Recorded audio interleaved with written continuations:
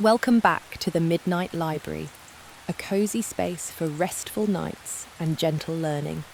Tonight's episode is based on the book Communication: Miracles for Couples by Jonathan Robinson, a psychotherapist and best-selling author who specializes in emotional connection and personal growth. In this soothing episode, we'll explore how small shifts in how we speak and listen can dramatically strengthen relationships. You'll discover practical tools to express your needs without blame, handle conflict with more compassion, and create a lasting bond built on appreciation and trust. Before we begin, take a moment to settle into bed. Let your shoulders relax, let your breathing slow, and if you'd like, you can whisper a gentle good night to someone you love, or simply to yourself. And as always, if you're enjoying these Midnight Library stories, I'd love to know where in the world you're listening from.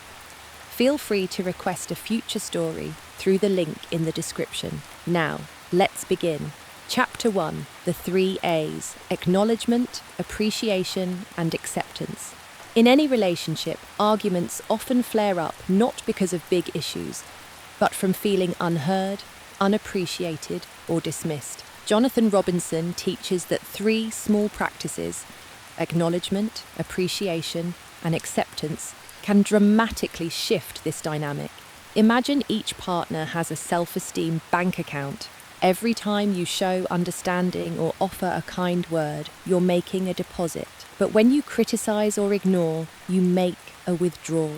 A healthy emotional bank account allows for calm conversations, even during tense moments.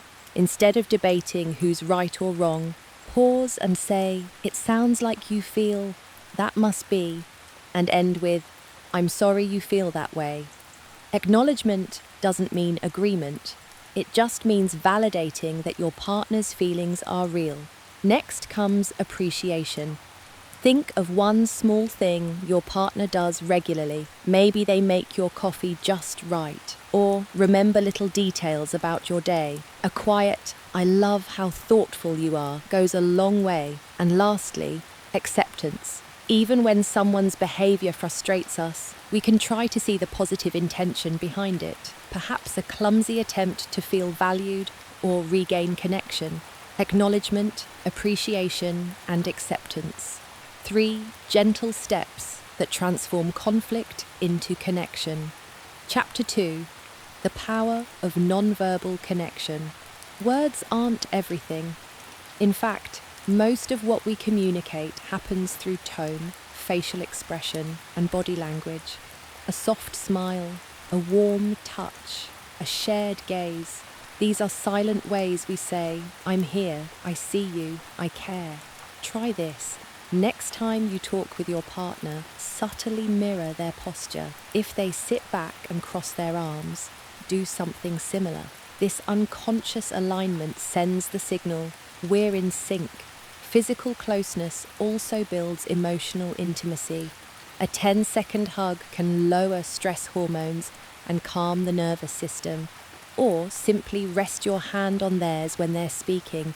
You can even practice silent intimacy. Sit facing each other, hold hands, breathe slowly, together. No words, just presence. By nurturing nonverbal connection, you create a foundation of calm and closeness that makes future conversations softer, easier, and more meaningful.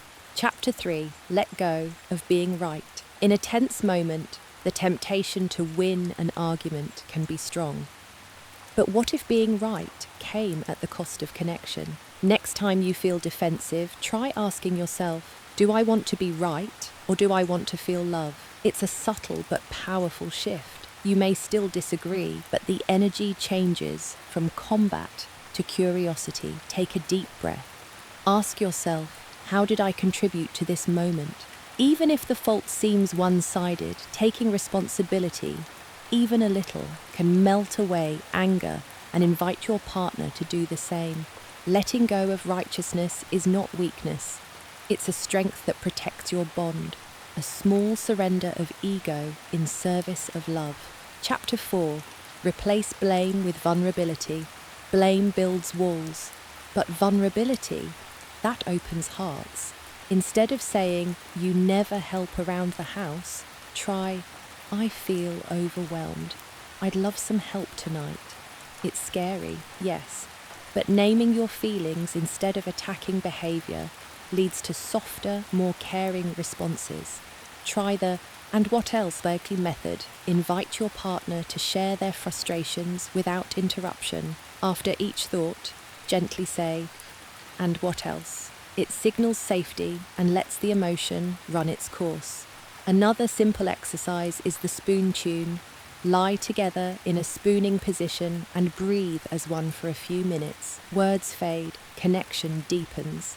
In these moments of emotional honesty, you show your partner that your shared love is more important than any temporary frustration. Chapter 5.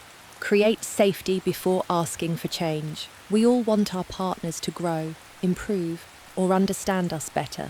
But if your request feels like a criticism, you're likely to meet resistance. Instead, begin with kindness. "I really appreciate how you've been helping lately." Then gently explain how something is affecting you, not what they're doing wrong. Perhaps their raised voice triggers past memories, or their forgetfulness leaves you feeling invisible. Share your truth calmly and without blame. Invite collaboration. Ask, "What do you think we could do about this?" People are more likely to change when they feel seen and supported, not judged or cornered. If the subject feels too raw, consider writing a heartfelt letter instead. Sometimes written words carry more clarity and care. Remember, lasting change blossoms when rooted in love, not pressure.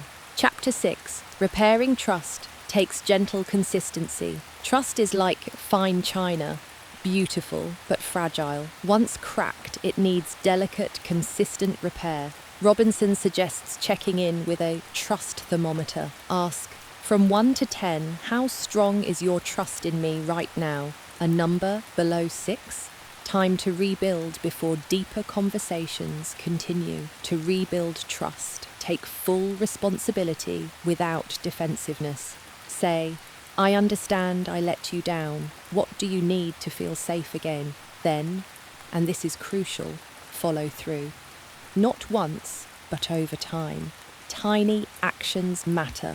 A promised call returned, a task completed without reminders, a kind word when it wasn't expected. Healing trust is rarely instant, but with patience, empathy, and reliability, love can be restored stronger than before. Chapter 7. Keep the love alive with little things that matter. Love thrives on consistency, not drama. Yes, grand gestures have their place, but it's the little things, a note in a lunchbox, a warm thank you, a shared laugh before bed, that build a lifelong bond. Schedule acts of love. It may sound unromantic, but life gets busy. A weekly kindness reminder on your phone can ensure you don't forget what matters most. And don't wait for tension to rise before checking in. Ask your partner each week, "When did you feel closest to me?" Or, "Is there anything on your mind?" Open-ended questions like these help you stay in tune and address tiny annoyances before they grow. Remember, relationships don't fall apart overnight, but they flourish or fade with the things we do or don't do each day. Conclusion. In this gentle exploration of communication miracles for couples, we've discovered that healthy, lasting love doesn't come from perfect words or never fighting.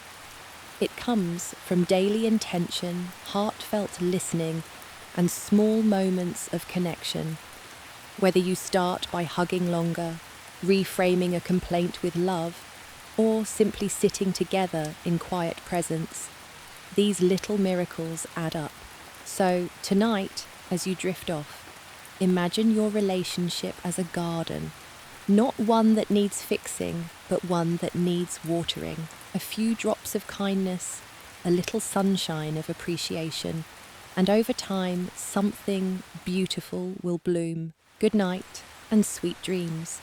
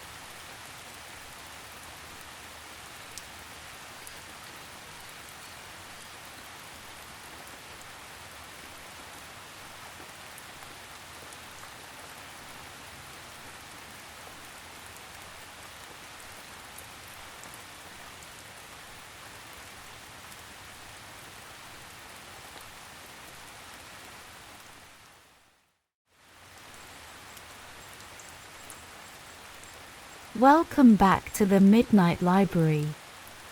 Tonight, we explore the science and soul of growing older, not just gracefully, but powerfully. Our guide is Dr. Ian Smith, physician and best-selling author whose practical wisdom has helped millions take control of their health. His book Eat Your Age provides a roadmap for aligning our nutrition, fitness, and lifestyle with our body's changing needs, decade by decade. In this soothing journey, we'll uncover how aging doesn't mean declining, but evolving, and how small, consistent choices can help you feel younger, be happier, and live longer. As you relax into tonight's story, let yourself drift with each gentle insight, knowing that wherever you are in life, your next chapter can be healthier and brighter. And as always, if you're enjoying these stories, share where you're listening from, and feel free to send in book requests. Now, let's begin. Chapter 1: Rethinking Aging. For centuries, humans have searched for ways to slow time. From tales of magical fountains to modern anti-aging science, we've long tried to cheat age. But while we can't stop the clock, we can certainly change how we feel as the years pass. The truth: aging isn't a sentence. It's a process. One that you can influence more than you think. Just look at Ernestine Shepherd, an 86-year-old bodybuilder, or Charles Ali, a 75-year-old sprinter breaking records. Their secret isn't luck, it's commitment to simple, intentional habits that support the body through every phase of life. It begins with seeing aging not as a decline, but as a new opportunity to nourish your body with better food, to move more, to rest more deeply, and to reconnect with what truly matters. Aging gracefully isn't about erasing years. It's about living each one with strength, purpose, and vitality. And it starts right where you are. Chapter 2: Nourish with Intention. Your body's needs evolve over time. And your diet should, too. In your 20s and 30s, you're building the foundation for the decades ahead. Focus on calcium and vitamin D for strong bones. Add omega-3s to reduce inflammation and support heart and brain health. In your 40s, antioxidants and fiber become crucial. Bright fruits and leafy greens help combat cell damage, while whole grains, seeds, and legumes support digestion and stabilize blood sugar. In your 50s, your metabolism slows. Protein helps maintain muscle. Magnesium supports energy and nerve function. Think lean meats, nuts, beans, and lots of water. In your 60s and beyond, your immune system and memory need support. Continue with calcium and vitamin D, and add probiotics from yogurt or fermented foods to support gut and immune health. No matter your age, focus on whole, vibrant, nutrient-dense foods. Eat more plants. Cook at home. Stay hydrated. The fuel you choose can either age you or energize you. Choose wisely. Eat with care. Chapter 3: Move with Purpose. Movement is medicine, especially as you age. It strengthens your muscles, improves balance, supports your joints, and even boosts your brain. Strength training is key. Starting in your 30s, aim to lift, push, or pull a few times a week. Use weights, resistance bands, or your own body weight. Think squats, lunges, and push-ups. Flexibility is just as important. Yoga, stretching, or Tai Chi helps you stay limber and maintain your range of motion. Cardiovascular exercise, like walking, swimming, or cycling, keeps your heart and lungs strong. High-intensity intervals can offer powerful benefits in less time. In your 40s and 50s, shift toward joint-friendly movement. Protect your knees and hips while still staying active. And no matter your age, the best kind of exercise is the one you enjoy enough to keep doing. Keep moving. Stay strong. Dance a little. Walk a lot. Your body will thank you. Chapter 4. Know your risks, then outsmart them. Each decade of life brings new risks. But many of them are manageable, if you know what to look for. In your 30s, stress, fertility, and early muscle loss are common. In your 40s, be mindful of blood pressure, cholesterol, and signs of depression. In your 50s, you may face heart disease, arthritis, or changes in vision and hearing. In your 60s and beyond, the risk of Alzheimer's, bone fractures, and immune decline rises. These aren't reasons to worry, they're reasons to prepare. Stay ahead by seeing your doctor regularly. Know your family history. And pay attention to subtle symptoms. Prevention is powerful. It starts with small changes: less sugar, more sleep, less sitting, more laughter. Your health isn't a mystery, it's a message. Listen closely. Chapter 5. Screenings are self-care. You don't need to wait for a symptom to take your health seriously. Medical testing is how you stay ahead. Think of it like checking the engine of your car. It's easier to fix a small issue than to wait for something major to break down. Get your blood pressure and cholesterol checked regularly starting in your 30s. Add glucose tests to monitor blood sugar. In your 40s and 50s, add cancer screenings, bone density scans, and eye exams. And don't forget your mental health. Screenings for anxiety and depression are just as important. Your health is worth protecting. An early detection can save your life. Be proactive. You deserve the peace of mind. Chapter 6. Reverse the clock, one habit at a time. You can't stop aging, but you can slow its impact. Weight-bearing exercise keeps bones strong. Resistance training builds and maintains muscle. Antioxidants from berries and leafy greens protect your cells. Vitamin D, healthy fats, hydration, and quality sleep, all these things restore your body's natural vitality. Stretch daily. Protect your skin with SPF. Limit alcohol. Breathe deeply. And above all, be kind to yourself. Your body has carried you through so much. Give it what it needs to keep going.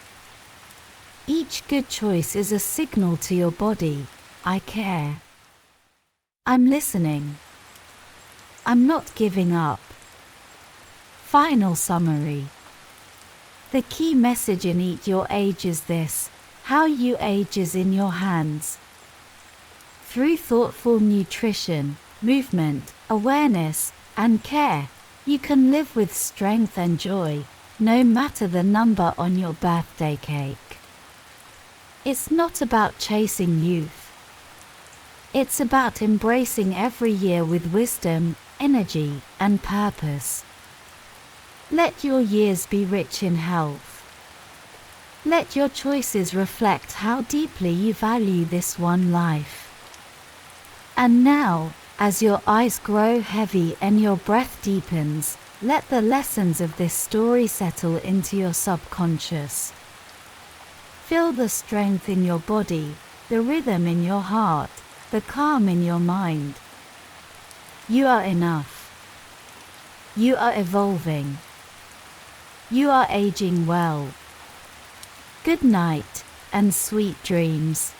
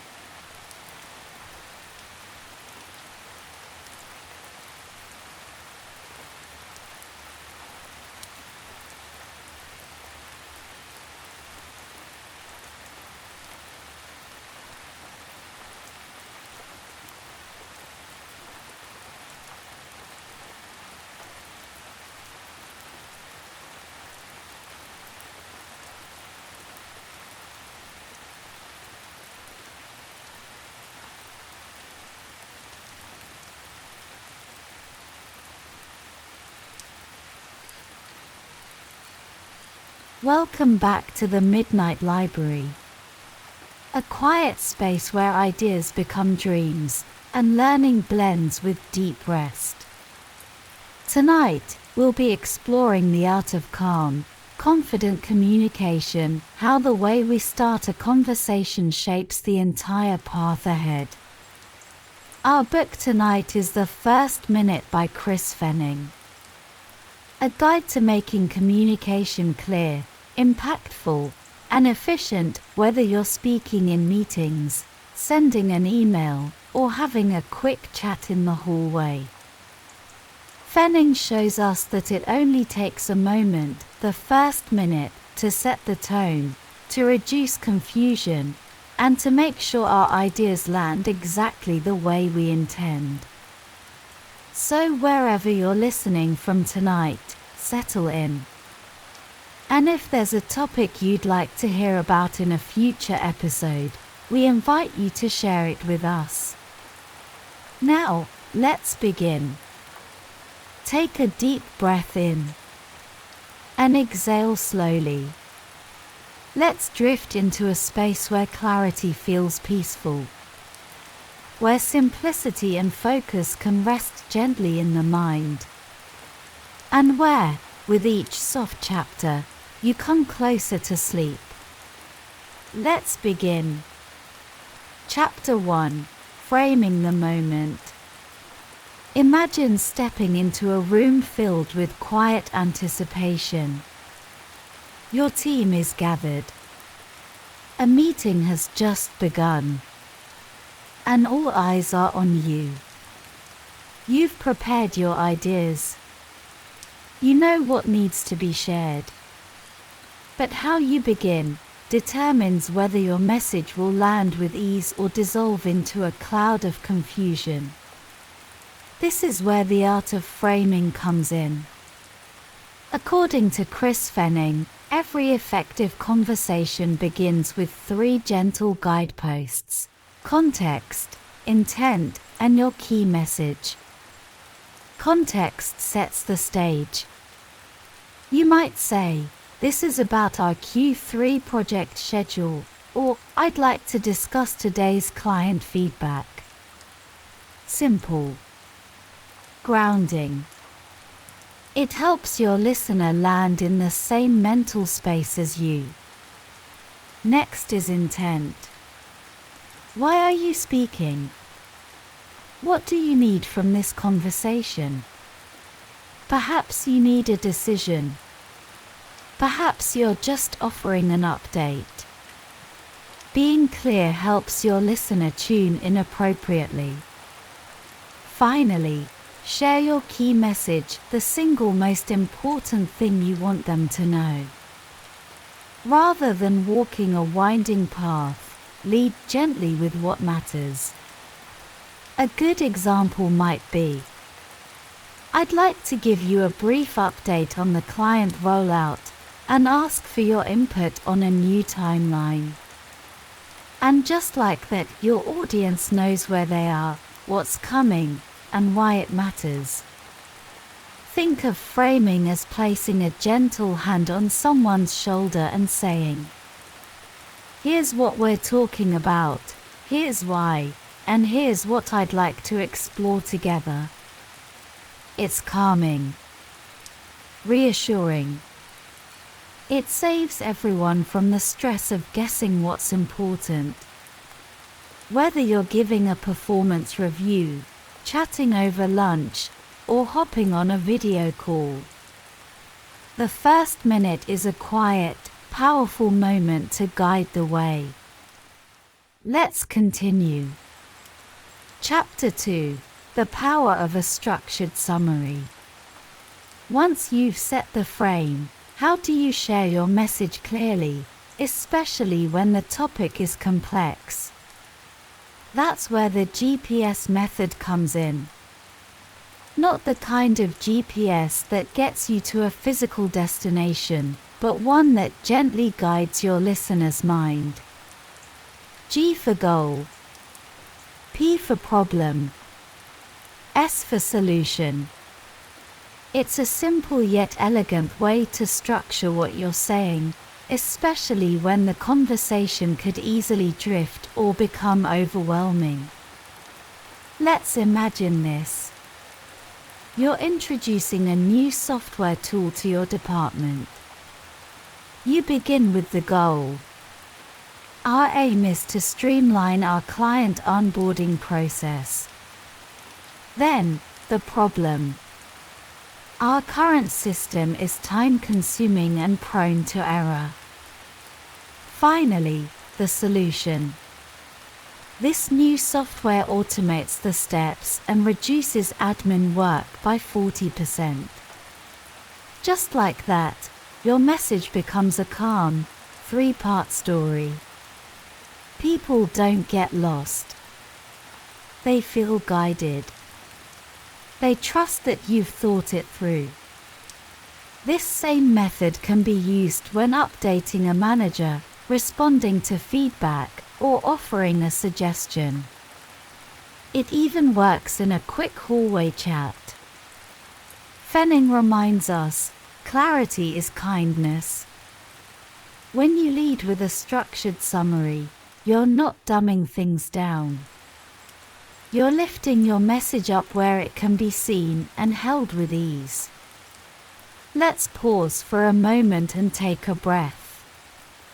Notice how good it feels to be understood.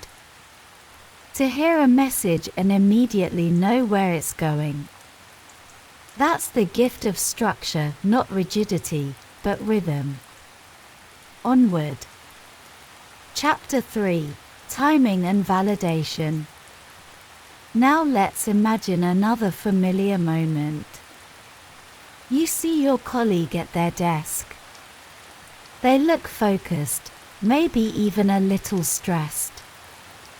You have something important to share, maybe just 5 minutes worth. You approach and say, "Do you have a sec?" But in truth, it takes 15 minutes. Now they're behind on something else. And both of you leave the exchange a little less satisfied. This is why Fenning introduces the importance of time checks and validation.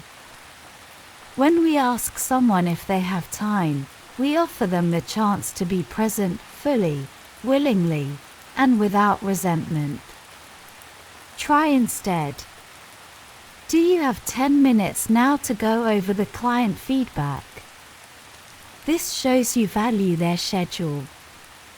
And it gently encourages mutual respect. Once you've begun speaking, a validation checkpoint can help ensure you're aligned. You might ask, "Is this a good time to talk?" Or, "Is this what you needed from me today?" It's like adjusting the sails mid-journey to make sure the wind is still in your favor. These small kindnesses keep communication flowing smoothly, like water down a gentle stream. Even in moments of conflict or tension, a pause to check time and intent can make all the difference.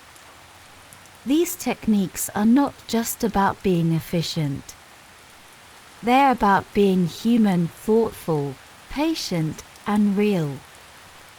So, the next time you're about to start a conversation, ask yourself, how much time will this really take? Have I checked that they're available to hear it? Do they feel seen and respected? These moments, quiet and brief, are the roots of deep understanding. Let's continue. Chapter 4: Making every format count. Whether we speak face-to-face, through a keyboard, or across a boardroom, the way we start shapes the way we are received. In emails, clarity starts with the subject line. Try "action needed," approval for marketing plan, rather than a vague follow-up. Begin the body with a structured summary. Our goal is to finalize next quarter's campaign. The problem is we haven't yet confirmed the budget. I propose we adjust the spending by 10%, which keeps us aligned with targets. Clear, calm, actionable. In meetings, use the same approach in your invitation. Purpose, resolve timeline for product launch. Outcome, confirm next steps. When others arrive, they know why they're there. There's no wasted time, no drifting discussion. Even in casual instant messages or Slack threads, you can apply the same technique. Hi, I'm checking in about the update for Project Phoenix. We need to confirm the headline by 3 p.m. Is now a good time to talk. Even sharing good news becomes more meaningful when framed with intention. Just wanted to share, the team exceeded our goal by 20% this month. That's a huge win, and I'm grateful to all of you. In each case, the first minute matters. It carries weight, and when we handle it gently, we make space for connection. Think of it like entering a room with soft lighting and a clear view. Inviting, peaceful, and easy to navigate. Conclusion, gentle precision. Tonight, you've wandered through the pages of the first minute. Guided by the calm voice of Chris Fenning and the quiet power of thoughtful communication. You've discovered that every conversation can begin with clarity. That the way we open shapes the way we are heard. With a little structure, a little intention, and a touch of kindness, we can turn confusion into connection. Remember the tools. Frame your message. Use the GPS method. Check the time and validate presence. And tailor your style to the setting. Each one is a soft thread you can weave into your daily life. And now, let those thoughts drift gently to the background. Let your breath slow down. Let the stillness settle over you like a warm, familiar blanket. There's no meeting now. No summary to write. Just peace. Just rest. Thank you for joining us tonight in the Midnight Library. We'll see you again soon. Good night, and sweet dreams.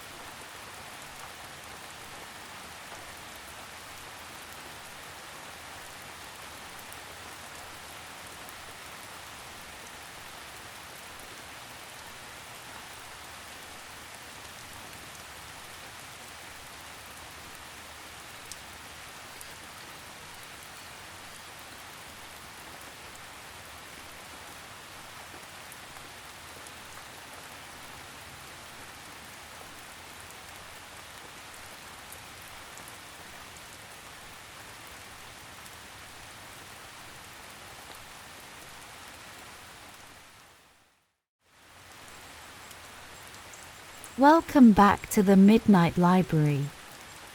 Tonight's story is a gentle guide for anyone seeking love, not just in their relationships, but within themselves.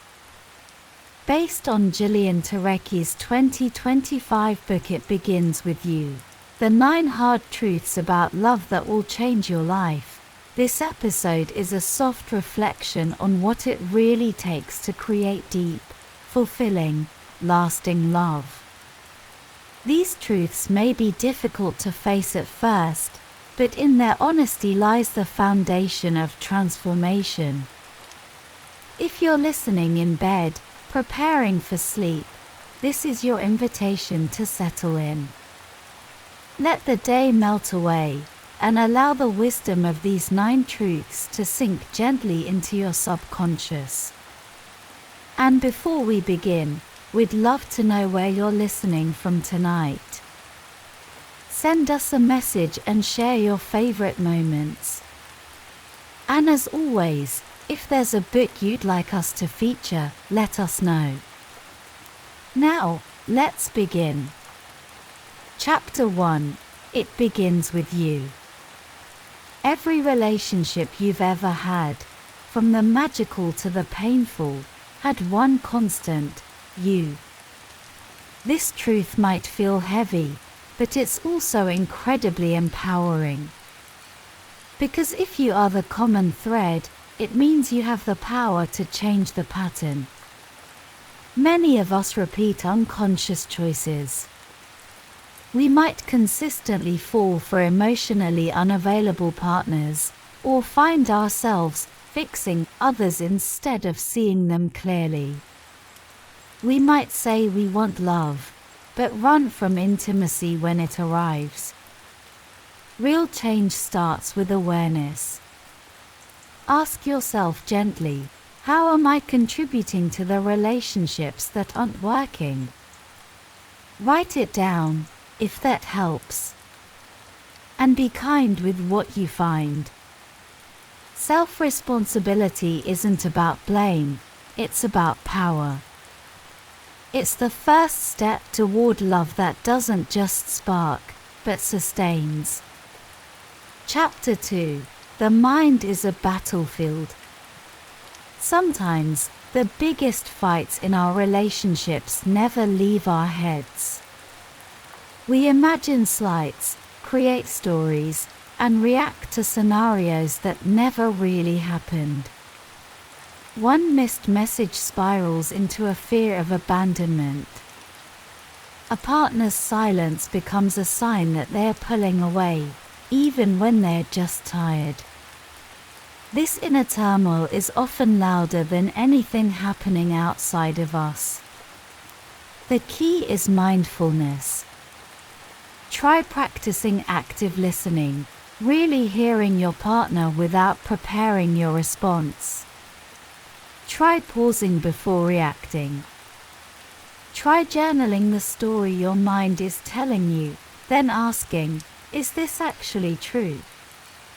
By calming your inner storm, you allow space for real connection, not just with others, but with yourself. Chapter 3. Lust is not love.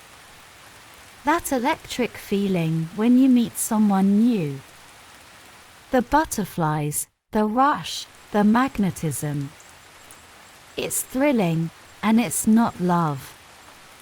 It's lust. And while lust can be the spark, it's not the flame that keeps love burning. We often confuse chemistry with compatibility. But lasting love comes from something deeper: acceptance, emotional safety, and genuine understanding. Ask yourself, am I in love with this person, or with the way they make me feel about myself? Love isn't about being completed. It's about connection between two whole people. Take your time. Pace the relationship. And remember, the real magic unfolds slowly. Chapter 4. You have to love yourself. You can't receive what you don't believe you deserve. This is why self-love is the foundation of any relationship. Not perfect self-love, but enough to say, I deserve care. I deserve respect. So many of us seek validation through romantic love. But love can't heal our wounds unless we've started to tend to them ourselves. Start small, say no to things that drain you. Create a list of comfort rituals, a favorite song, a deep breath, a walk around the block. Speak to yourself with the kindness you'd offer a close friend. The more you treat yourself with love, the less you'll tolerate love that doesn't feel safe or true. Chapter 5. Speak up and tell the truth. Keeping quiet to keep the peace isn't peace, it's a quiet kind of disconnection. Real intimacy needs truth. It needs you to say what you feel, what you want, and what isn't working. Even when it's awkward. Even when it's hard. So instead of saying, I'm fine, when you're not, try this, I felt hurt when you didn't ask about my day. Or simply, I need a little more support right now. Your truth doesn't have to be perfect. It just has to be honest. That's how love grows strong roots. Chapter 6. Be your best self. Love can be easy in the beginning. But lasting love asks more. It asks you to bring your best self, not just on special occasions, but especially in the small, quiet moments. Your best self is patient. Your best self pauses before reacting. Your best self notices when you're getting triggered and gently asks, what's really going on here? No one is perfect. But the more you return to your best self, even after slipping, the more your relationship becomes a space of mutual growth. Chapter 7. You can't convince someone to love you. Trying to prove your worth to someone is a sure path to heartbreak. If love feels like a constant audition, it's not love, it's a trap. You never have to convince the right person to choose you. So if you find yourself trying to win someone over, step back. Fill your life with your own passions, your own joys, your own people. Love is not something you earn. It's something you share, freely, openly, without striving. Chapter 8. No one is coming to save you. Fairy tales told us love would rescue us. That one perfect person would arrive and make it all better. But real life asks something different: to save yourself. This doesn't mean you must do everything alone. It means you build a life that feels whole, whether you're partnered or not. Pursue your dreams. Nourish your friendships. Create a life you love so much that a romantic partner becomes an enhancement, not a lifeline. Because when you stop waiting for rescue, you become the hero of your own love story. Chapter 9. Make peace with your parents. Our earliest relationships leave lasting imprints. If you've ever wondered why you keep dating the same type, or why certain things in love trigger deep emotion, the answer may lie in your childhood. But this doesn't mean you're doomed to repeat the past. It means you're invited to understand it. Write letters to your younger self. Explore your family history with compassion. Speak your truth, even if only to a journal. You don't need to reconcile with your parents to make peace, but you do need to understand how their love shaped your own. Because when you heal the past, you free your future. Final thoughts. So tonight, as you rest, remember these 9 truths. Love isn't something you stumble into. It's something you grow from the inside out. It begins with self-awareness. It continues with courage. And it blossoms when you learn to love, gently, honestly, fully. It doesn't begin with them.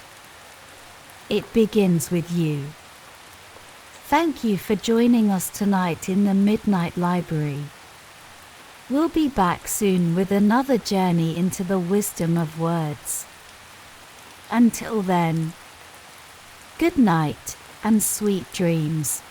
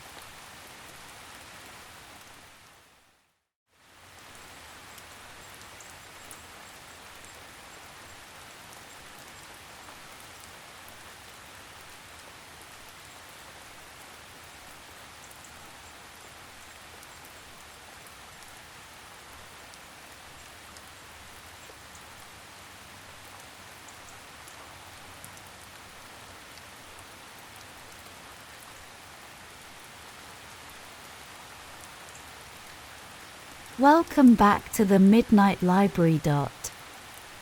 Tonight, we invite you to settle in and drift off as we journey through the quiet jungles of deep time, the winding corridors of human evolution, and the big questions about where we came from and where we might be going. This sleep story is inspired by The Third Chimpanzee by Jared Diamond, a Pulitzer Prize-winning author and professor known for bridging biology, anthropology, and history. Diamond's central thesis is profound yet simple. We humans are not as different from our primate relatives as we might like to believe. In fact, genetically, we're almost indistinguishable from the chimpanzee, our closest cousin in the animal kingdom. And yet, our species alone creates art, writes poetry, wages war, and alters the very climate of the planet. Let this story be your invitation to wonder, not to worry. And before we begin, I'd love to know, where in the world are you listening from tonight? Feel free to share your location or send in requests for future stories you'd like to hear. And now, let us begin. Chapter 1: The Closest Cousins. Humans and chimpanzees share over 98% of their DNA. That's more than we share with any other animal, and more, in fact, than some nearly identical species of birds or frogs share with each other. This startling similarity led Diamond to suggest that humans and chimpanzees should be classified not just in the same family of species, but the same genus. According to this model, Homo sapiens, us, would be grouped alongside Homo troglodytes, the common chimpanzee, and Homo paniscus, the bonobo. It may sound strange to consider chimps as fellow members of our genus, but genetically, they're closer to us than many animals are to their supposed relatives. And if you've ever looked into the eyes of a chimp or watched one paint or play, it's easy to see a glimmer of something eerily human staring back. But of course, there's one key difference. Humans are the only species on Earth that speaks in fully formed language. And this ability, this one evolutionary leap, changed everything. Chapter 2: The Power of Language. The development of language, Diamond argues, was a turning point in the story of Homo sapiens. Physical evolution had taken us far. Over millions of years, we'd gone from ape-like ancestors to upright walkers, fire users, and tool makers. But it wasn't until language evolved that we saw what Diamond calls the Great Leap Forward. This leap allowed for an explosion of culture.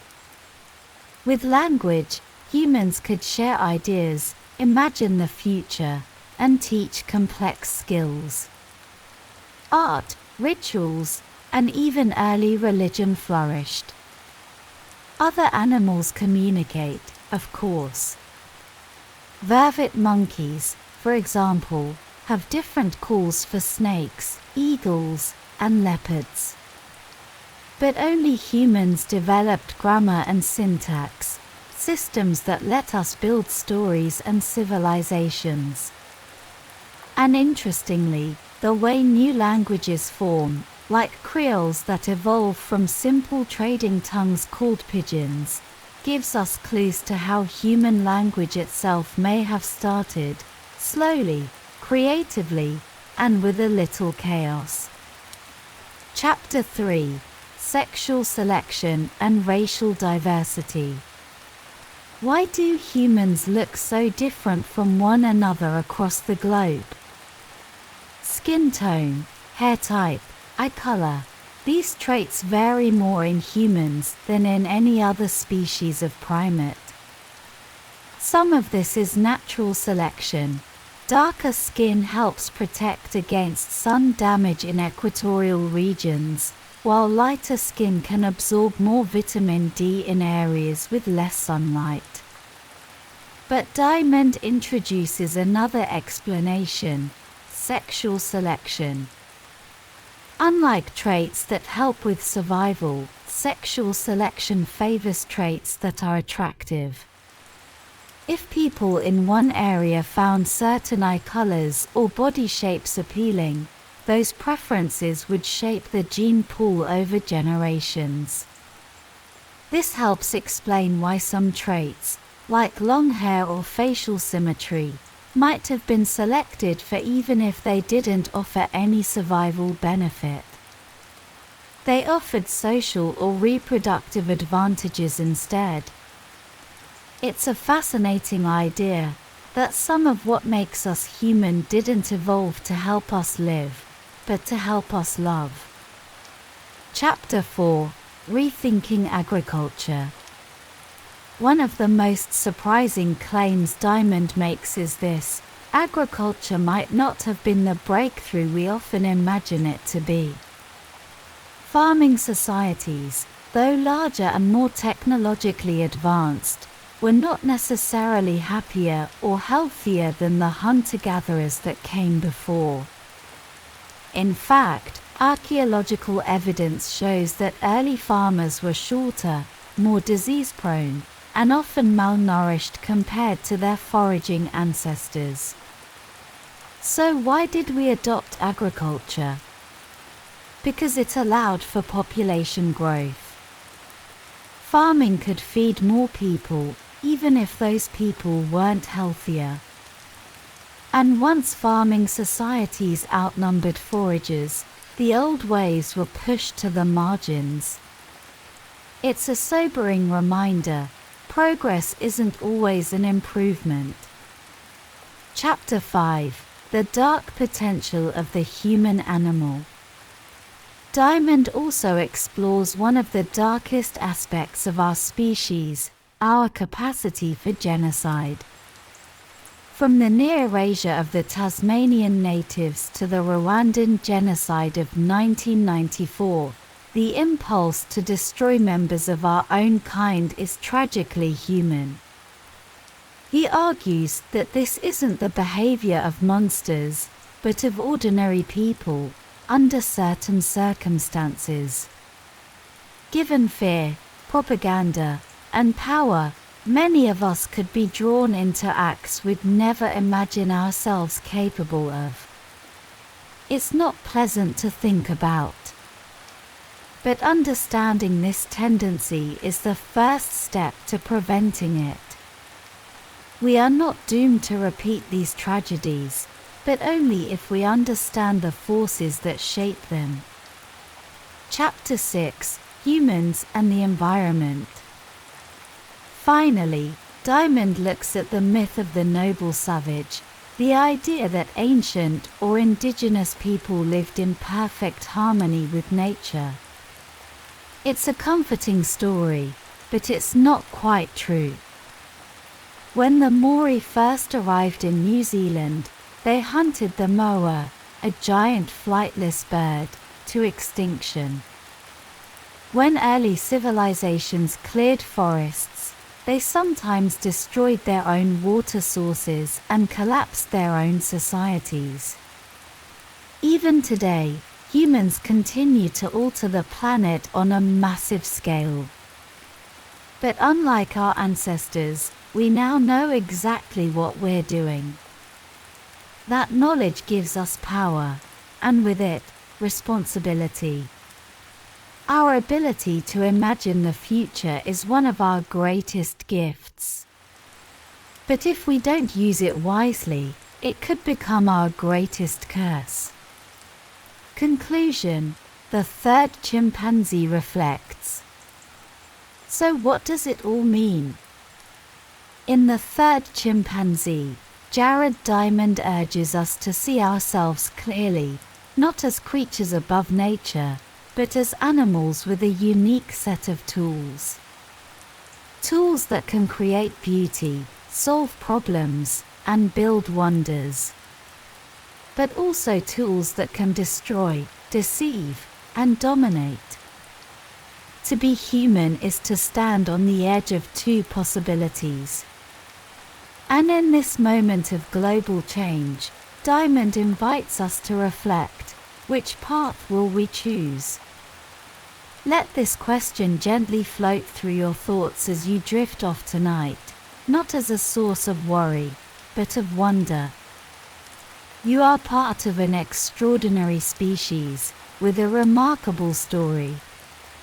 And the next chapter, dear listener, is still being written. Thank you for joining us here, in the Midnight Library. Sleep well, and let your dreams explore the forests of time, the stars of possibility, and the echo of our shared origins. Good night and sweet dreams.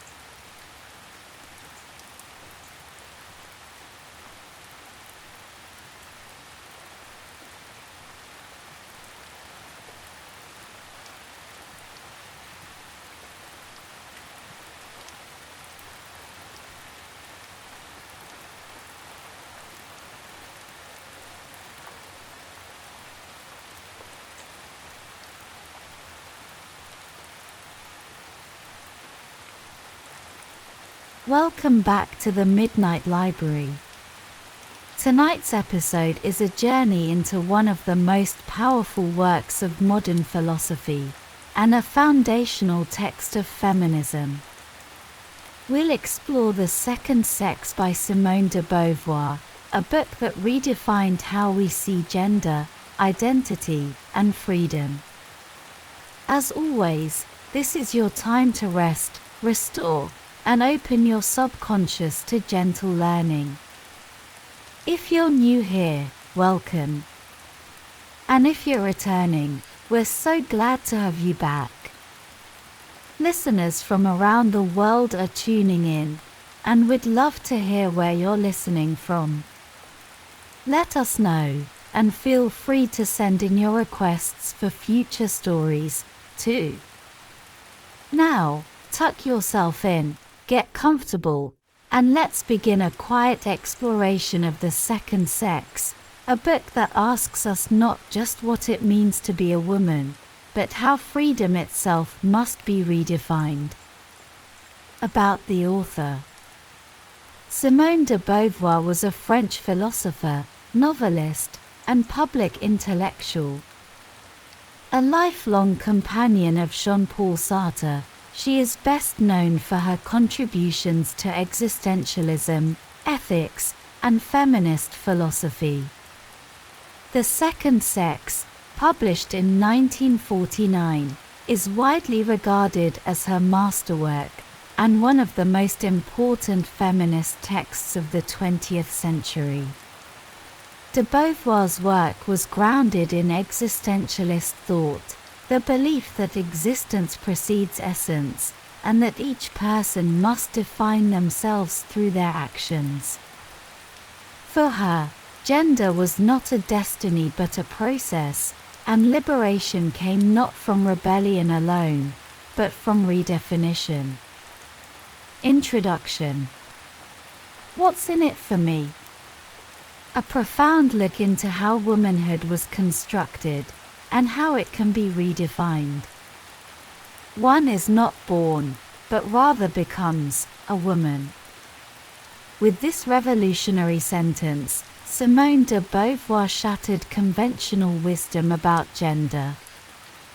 To her, womanhood wasn't a natural state but a learned condition, shaped by culture, history, and society.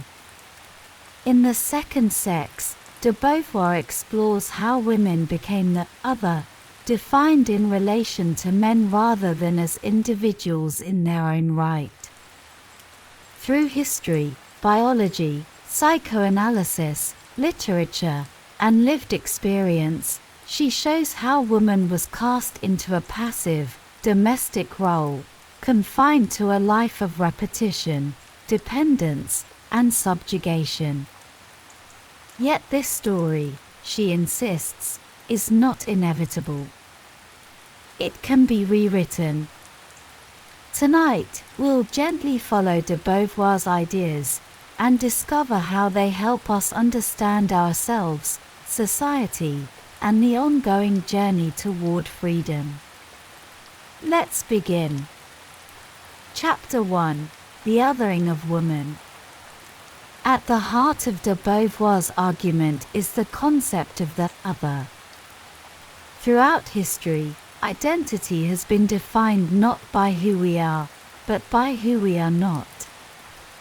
Master and slave, citizen and foreigner, man and woman. In each pair, one identity becomes dominant, the self, while the other is relegated to a lesser status. Man defines himself as the subject, active, rational, transcendent. Woman is made the object, passive, emotional, immanent. He acts. She responds. He creates. She nurtures. Over time, this binary becomes not just social, but internalized. Women begin to see themselves through the eyes of men. But how did this come to be?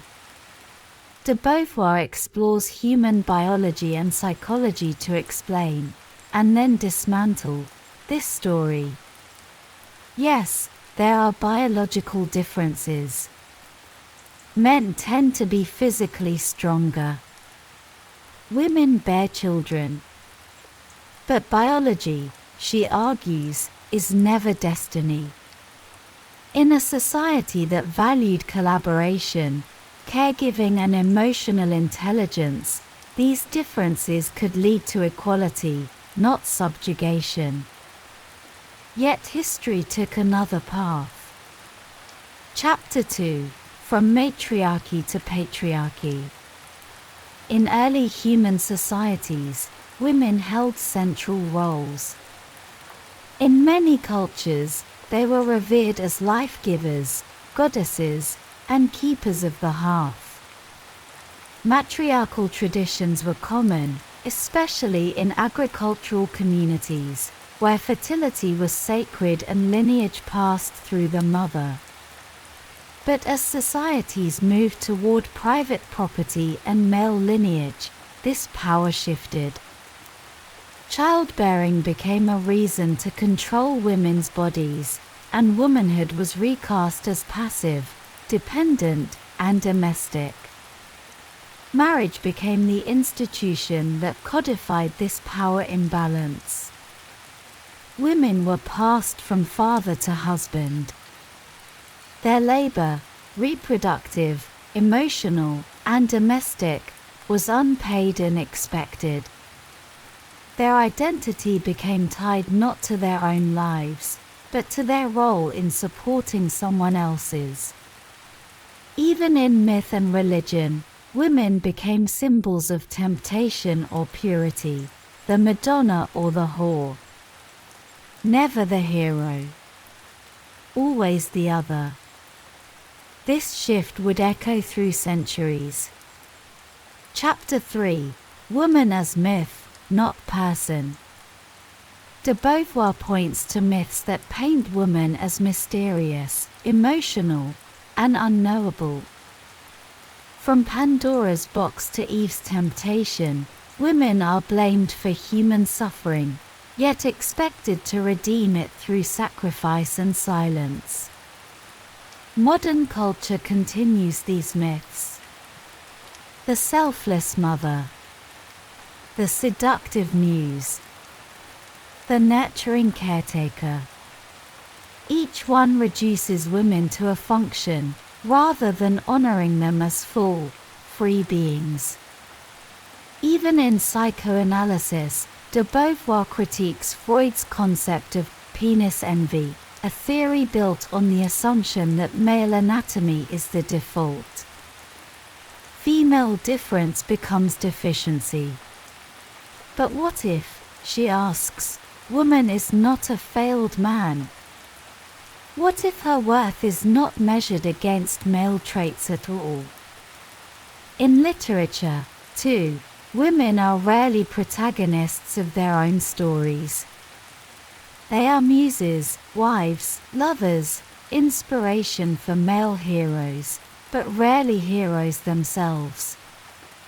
Their inner worlds are flattened into stereotypes. These myths aren't just ideas. They shape how women live, think, and feel. They shape how men treat them. And they limit what is possible. Chapter 4: Becoming Woman.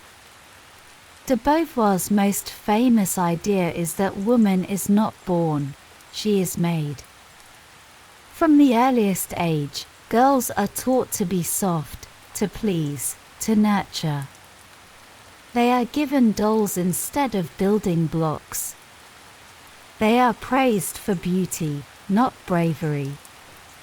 Boys are taught to explore, to take risks, to conquer the world. Girls are taught to wait, to obey, to be chosen. This process intensifies in adolescence. As the body changes, girls become conscious of being looked at. They learn to see themselves through others' eyes. Their value becomes tied to appearance, to desirability, to modesty and self-control. Romantic love, in particular, becomes a powerful trap. Girls are taught to dream of marriage, not as a partnership, but as salvation. She is incomplete without him. Her purpose is to support his. De Beauvoir calls this the seduction of immanence, a life turned inward, waiting, longing, supporting. A life where woman never fully becomes herself. But it doesn't have to be this way. Chapter 5: Transcendence, Freedom, and the Path Forward. In existentialist thought, freedom is our birthright. We are not bound by fate. We define ourselves by what we do, by the choices we make.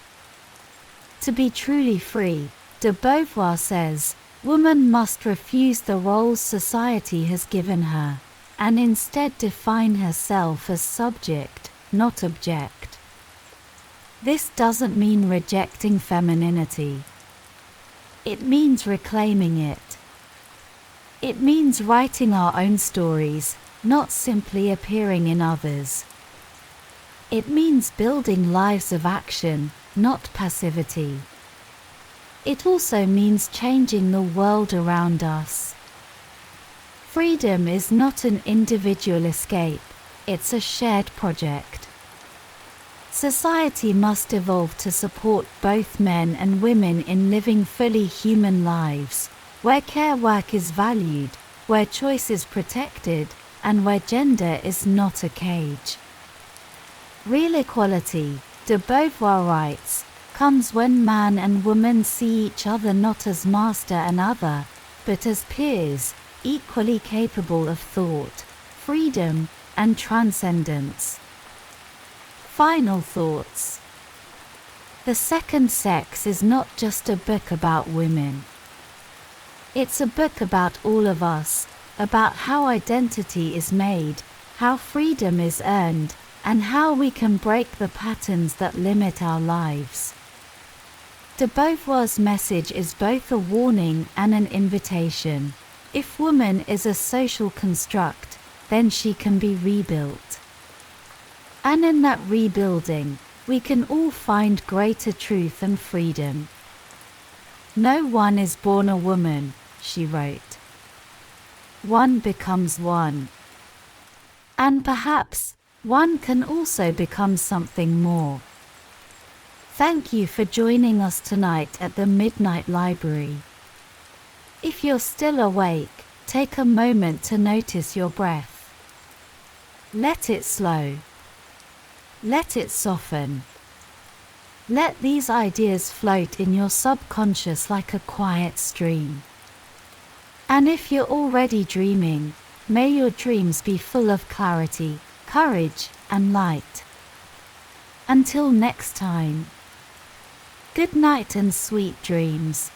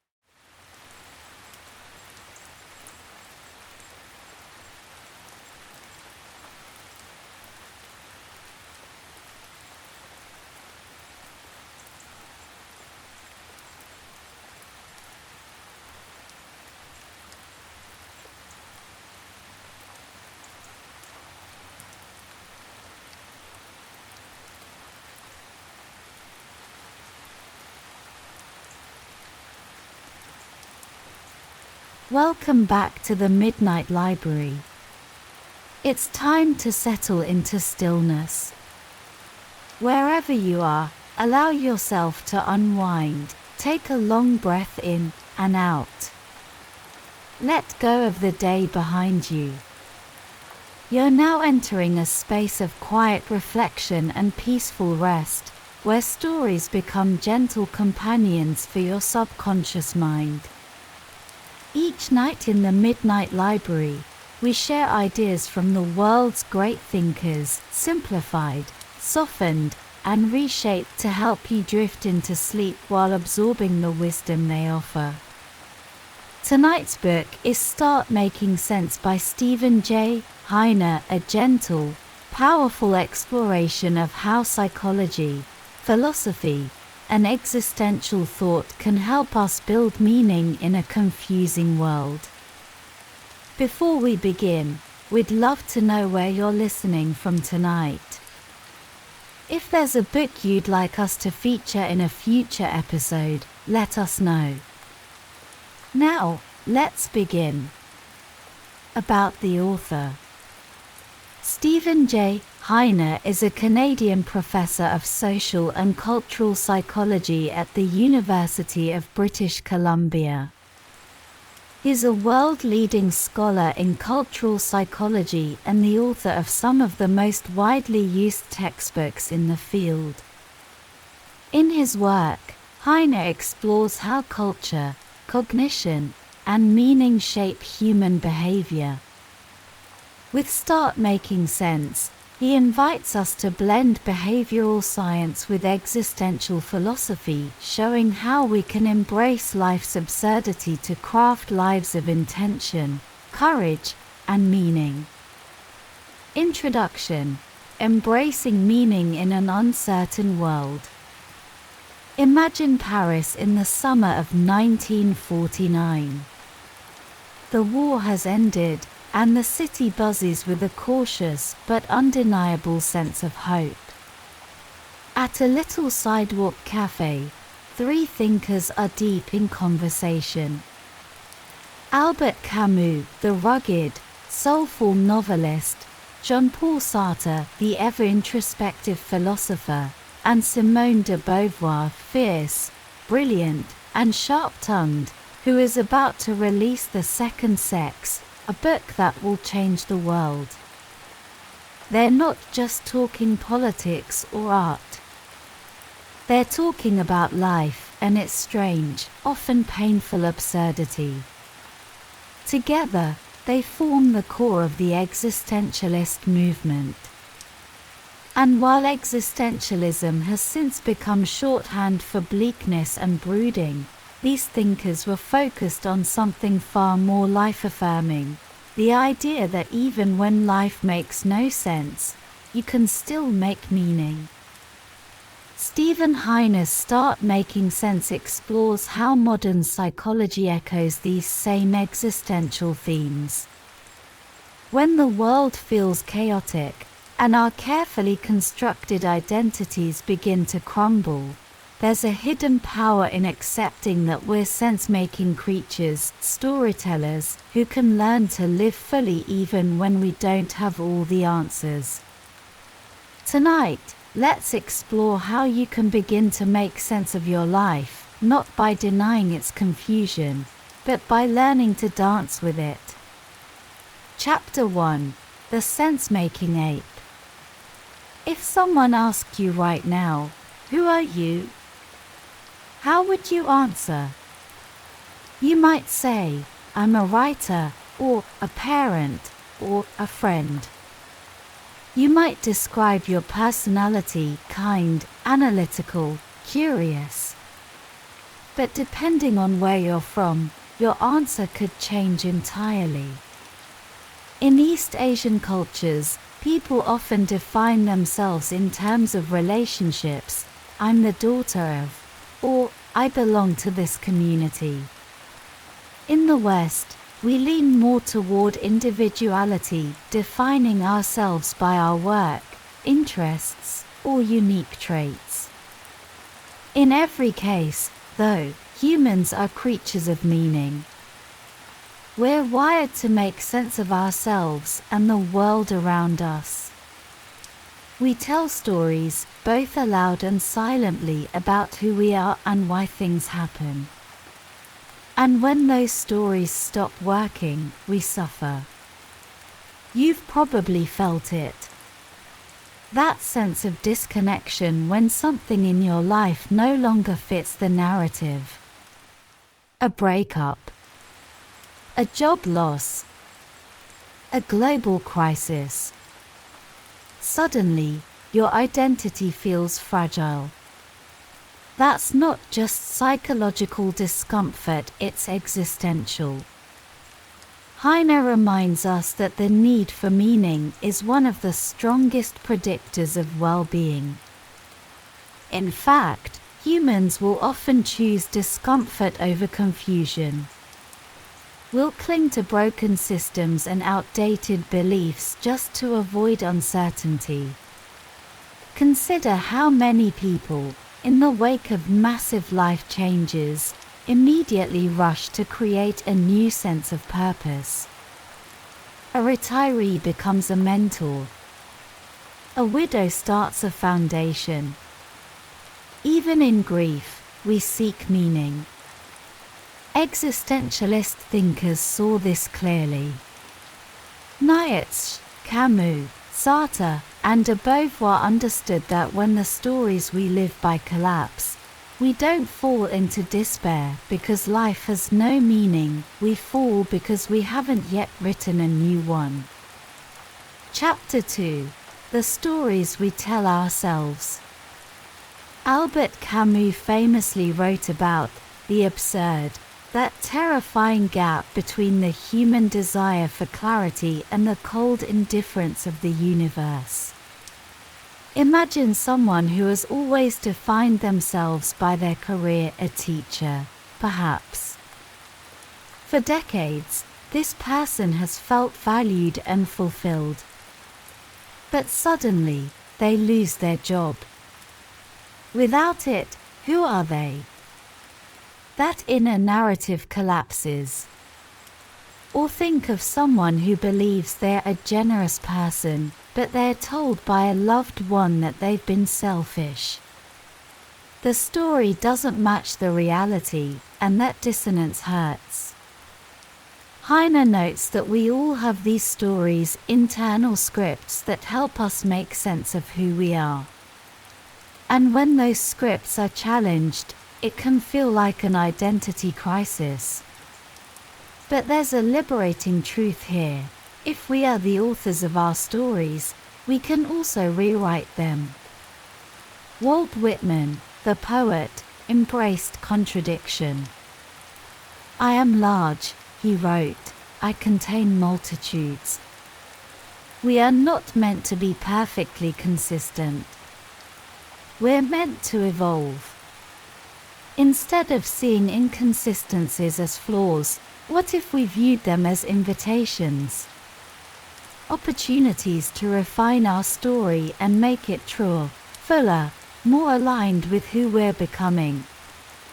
If you once saw yourself as timid, but find yourself speaking out, the story can change. If you've lived as a people pleaser, but are learning to set boundaries, the story can change.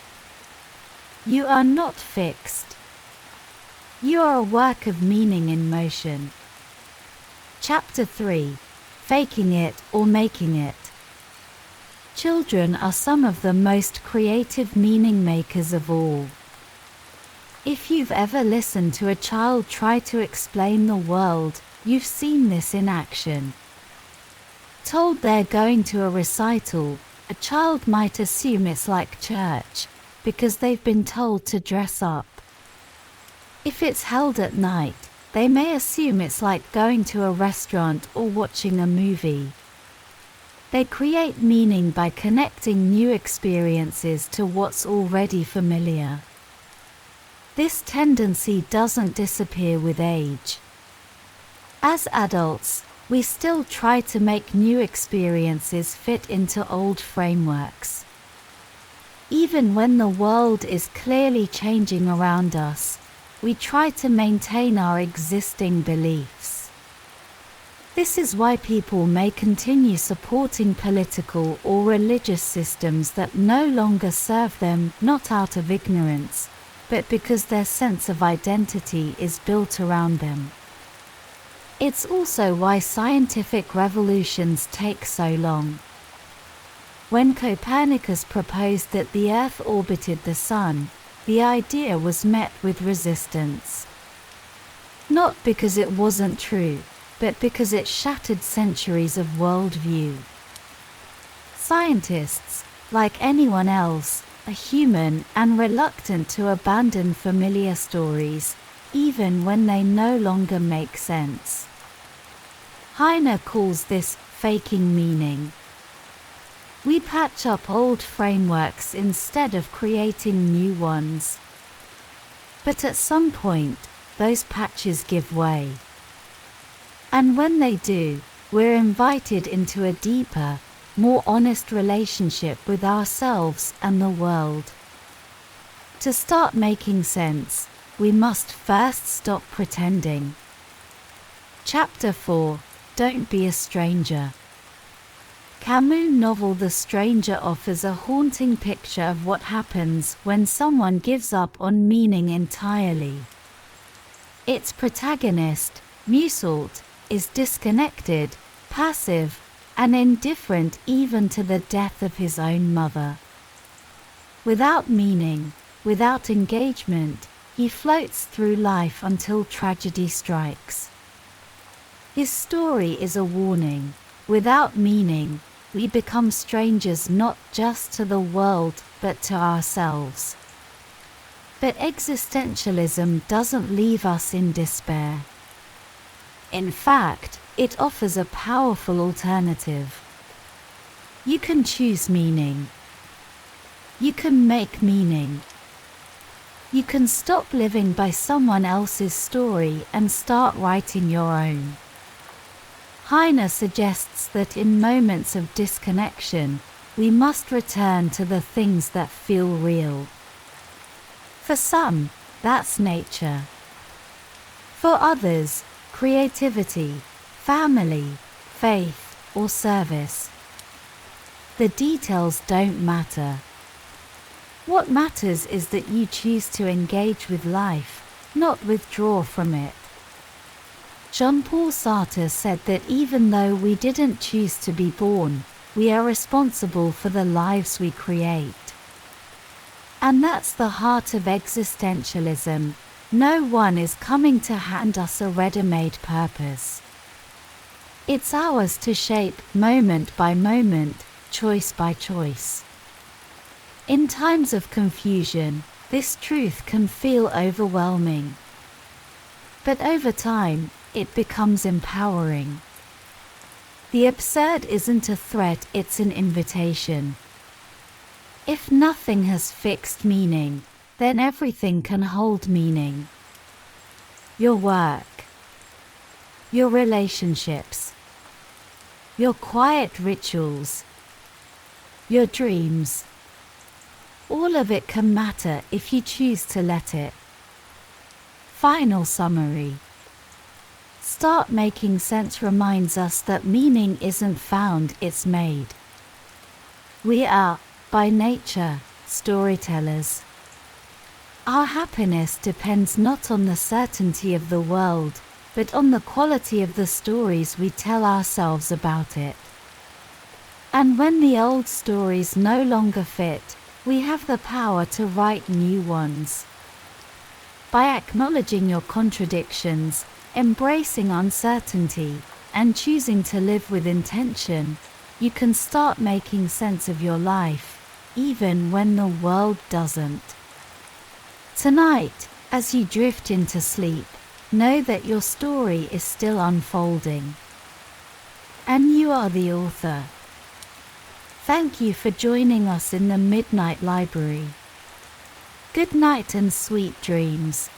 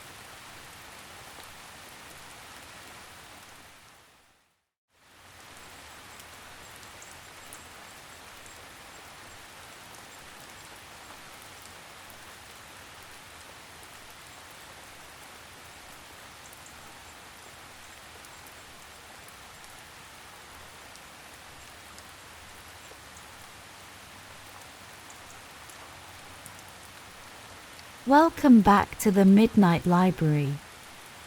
This is the place where books become dreams, where wisdom from history, business, health, and personal development transforms into soothing bedtime stories for the soul. Tonight, we explore a book that invites us to rethink everything we've been taught about work, time, and fulfillment. It's called Work Backwards, written by Tim Duggan. Tim Duggan is a renowned Australian author and digital media entrepreneur. As the co-founder of Junkie Media, and author of best-selling titles like Cult Status and Killer Thinking, Tim has helped shape how we think about work, creativity, and impact in the modern world. With Work Backwards, he offers a revolutionary blueprint for escaping the burnout trap and designing a life where work complements, rather than controls, who we are. Before we begin, take a moment to get comfortable. Breathe in and out. Lower your shoulders. Soften your gaze. And as you settle in, feel free to share where you're listening from in the comments. We love knowing where in the world our Midnight Library stories are being heard. You can also let us know what book you'd love to fall asleep to next. Now, let's begin our journey into Work Backwards. Chapter 1: Balancing Life's 4 Key Slices. Imagine your life as a simple circle, sliced into 4 parts: work, relationships, mind, and body. Each slice is vital to your well-being. But how we prioritize them, that makes all the difference. Work often consumes the biggest slice. We spend roughly 1/3 of our lives doing it.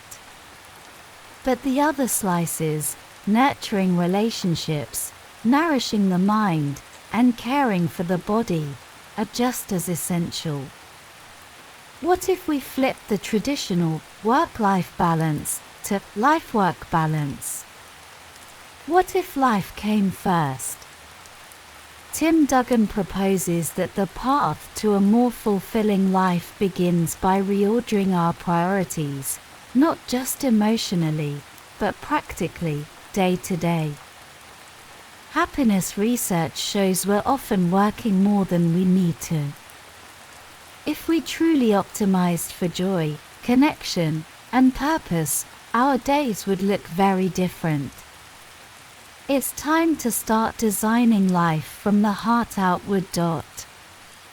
And that begins with how we spend our time. Chapter 2: Allocating Time for a Full Circle Life. Each week, you have 112 waking hours. What if you divided those hours equally between the 4 essential slices: 28 for work, 28 for relationships, 28 for mental stimulation, and 28 for physical care? It sounds radical, but it's entirely possible. Most of us are conditioned to prioritize work, often giving it far more time than it deserves.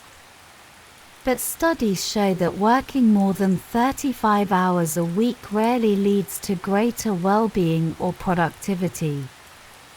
In fact, 28 focused hours might be all you need. Spending equal time on relationships, the mind, and the body can transform your quality of life. 4 hours a day with loved ones. 4 hours a day learning, reading, relaxing, or daydreaming. 4 hours a day cooking nourishing meals, moving your body, or simply resting. And some activities can overlap: going for a walk with a friend, preparing dinner with family, or listening to an audiobook while stretching. The goal isn't perfection. it's awareness. This is how a full circle life begins, not with more time, but with intention. Chapter 3: Rethinking Budgeting with Joy in Mind. When you hear the word budget, what comes to mind? For many, it's restriction, control, sacrifice. But Tim Duggan reframes budgeting as a joyful exercise in self-awareness. He introduces the concept of a backwards budget, a method that starts not with income, but with what you need to live the life you truly want. The backwards budget asks, what's enough for you? What are the non-negotiables that bring joy, peace, and fulfillment? And how much do those things actually cost? Once you know your ideal lifestyle costs, you can work backwards to create income streams that support it, rather than work endlessly hoping to someday afford joy. Maybe you discover you don't need as much as you thought.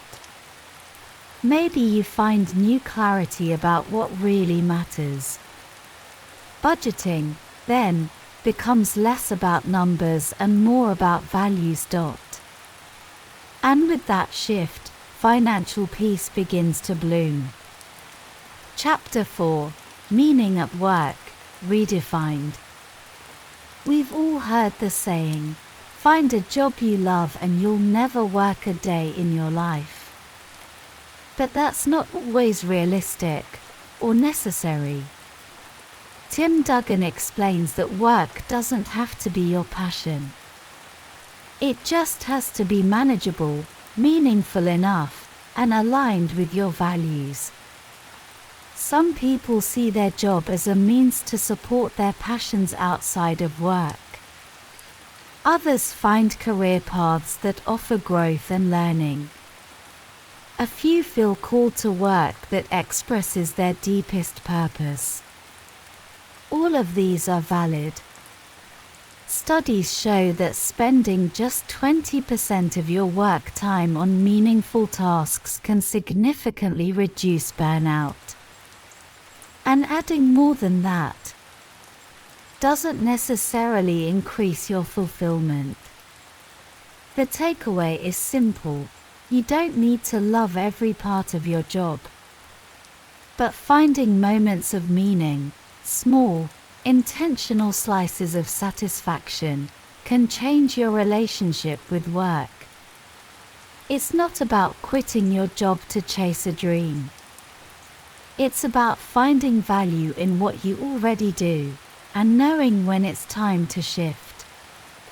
Chapter 5: Designing your life around your style.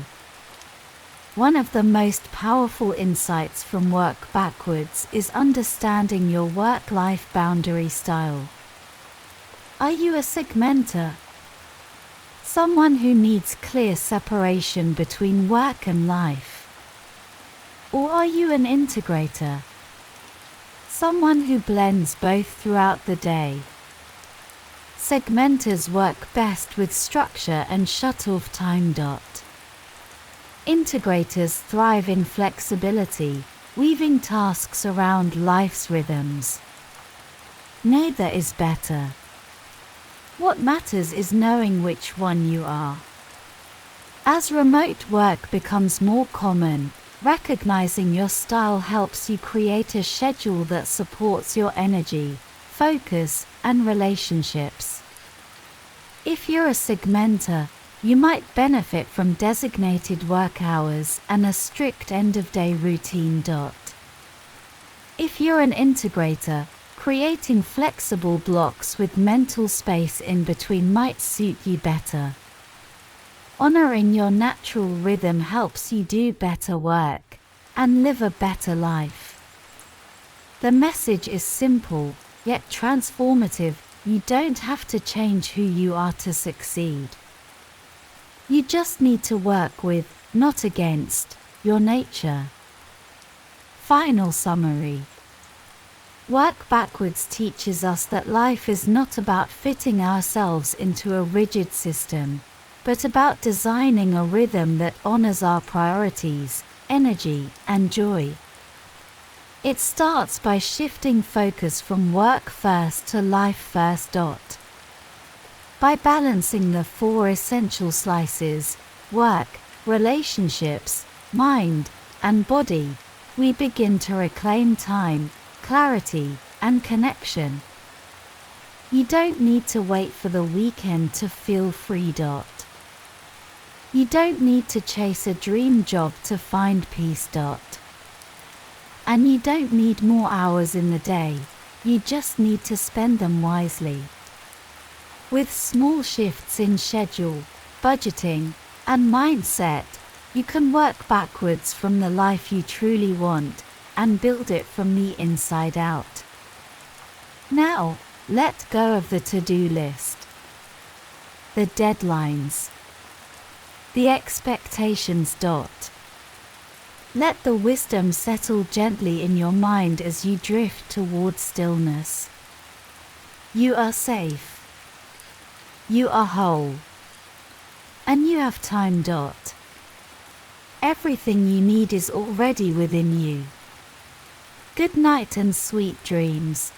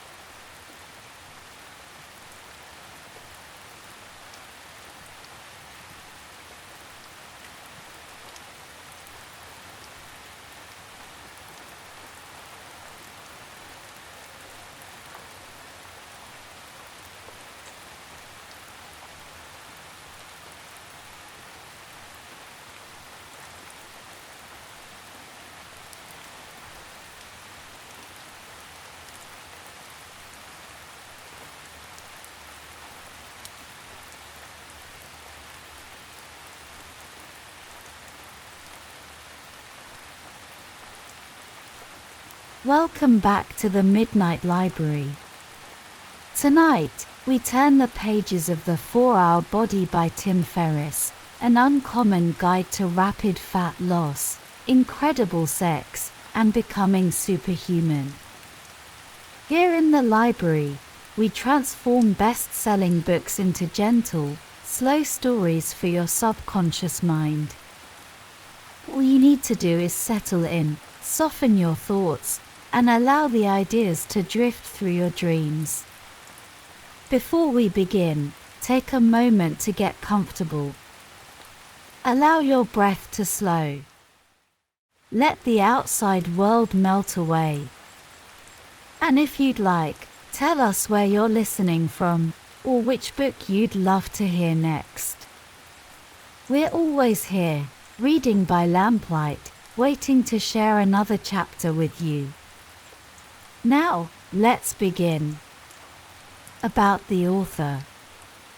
Timothy Ferriss is a best-selling author, entrepreneur, and self-experimenter.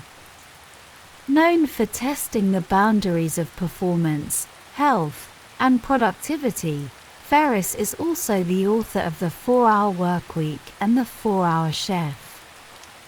He's invested in companies like Uber, Twitter, and Facebook, and is one of the most influential voices in the world of personal development. With The 4-Hour Body, Ferriss became his own guinea pig, experimenting with diets, exercise, sleep, and sex to uncover surprising truths, and share them with readers around the world. Introduction. What's in it for me? Learn how to hack your body with personally proven techniques.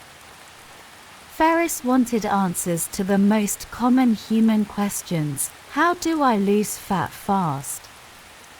How can I sleep less and feel better? What does it really take to build muscle? And is it possible to improve performance, in bed, in the gym, and in life, without spending years trying? With the help of doctors, athletes, scientists, and decades of trial and error, Ferriss uncovered some surprising answers. These are shortcuts, or as he calls them, minimum effective doses. Simple, powerful shifts that can create major transformations, if you're willing to try. Let's begin the journey. Chapter 1: The Harajuku Moment and the Minimum Effective Dose. Transformation begins with a decision. A moment. A feeling of enough is enough. Ferriss calls this the Harajuku moment, the instant you realize you're ready to change. For Chad Fowler, it was a trip to Tokyo where he found nothing in the shops fit him. That moment triggered a complete transformation. He lost over 30 kilograms and changed his life. Once the moment arrives, Ferriss recommends you apply the minimum effective dose, or MED. The smallest possible input that produces the desired result. In fitness, this means doing only what's necessary, not more. High-volume training can be replaced with targeted, efficient movement. Take Ironman competitor Brian McKenzie.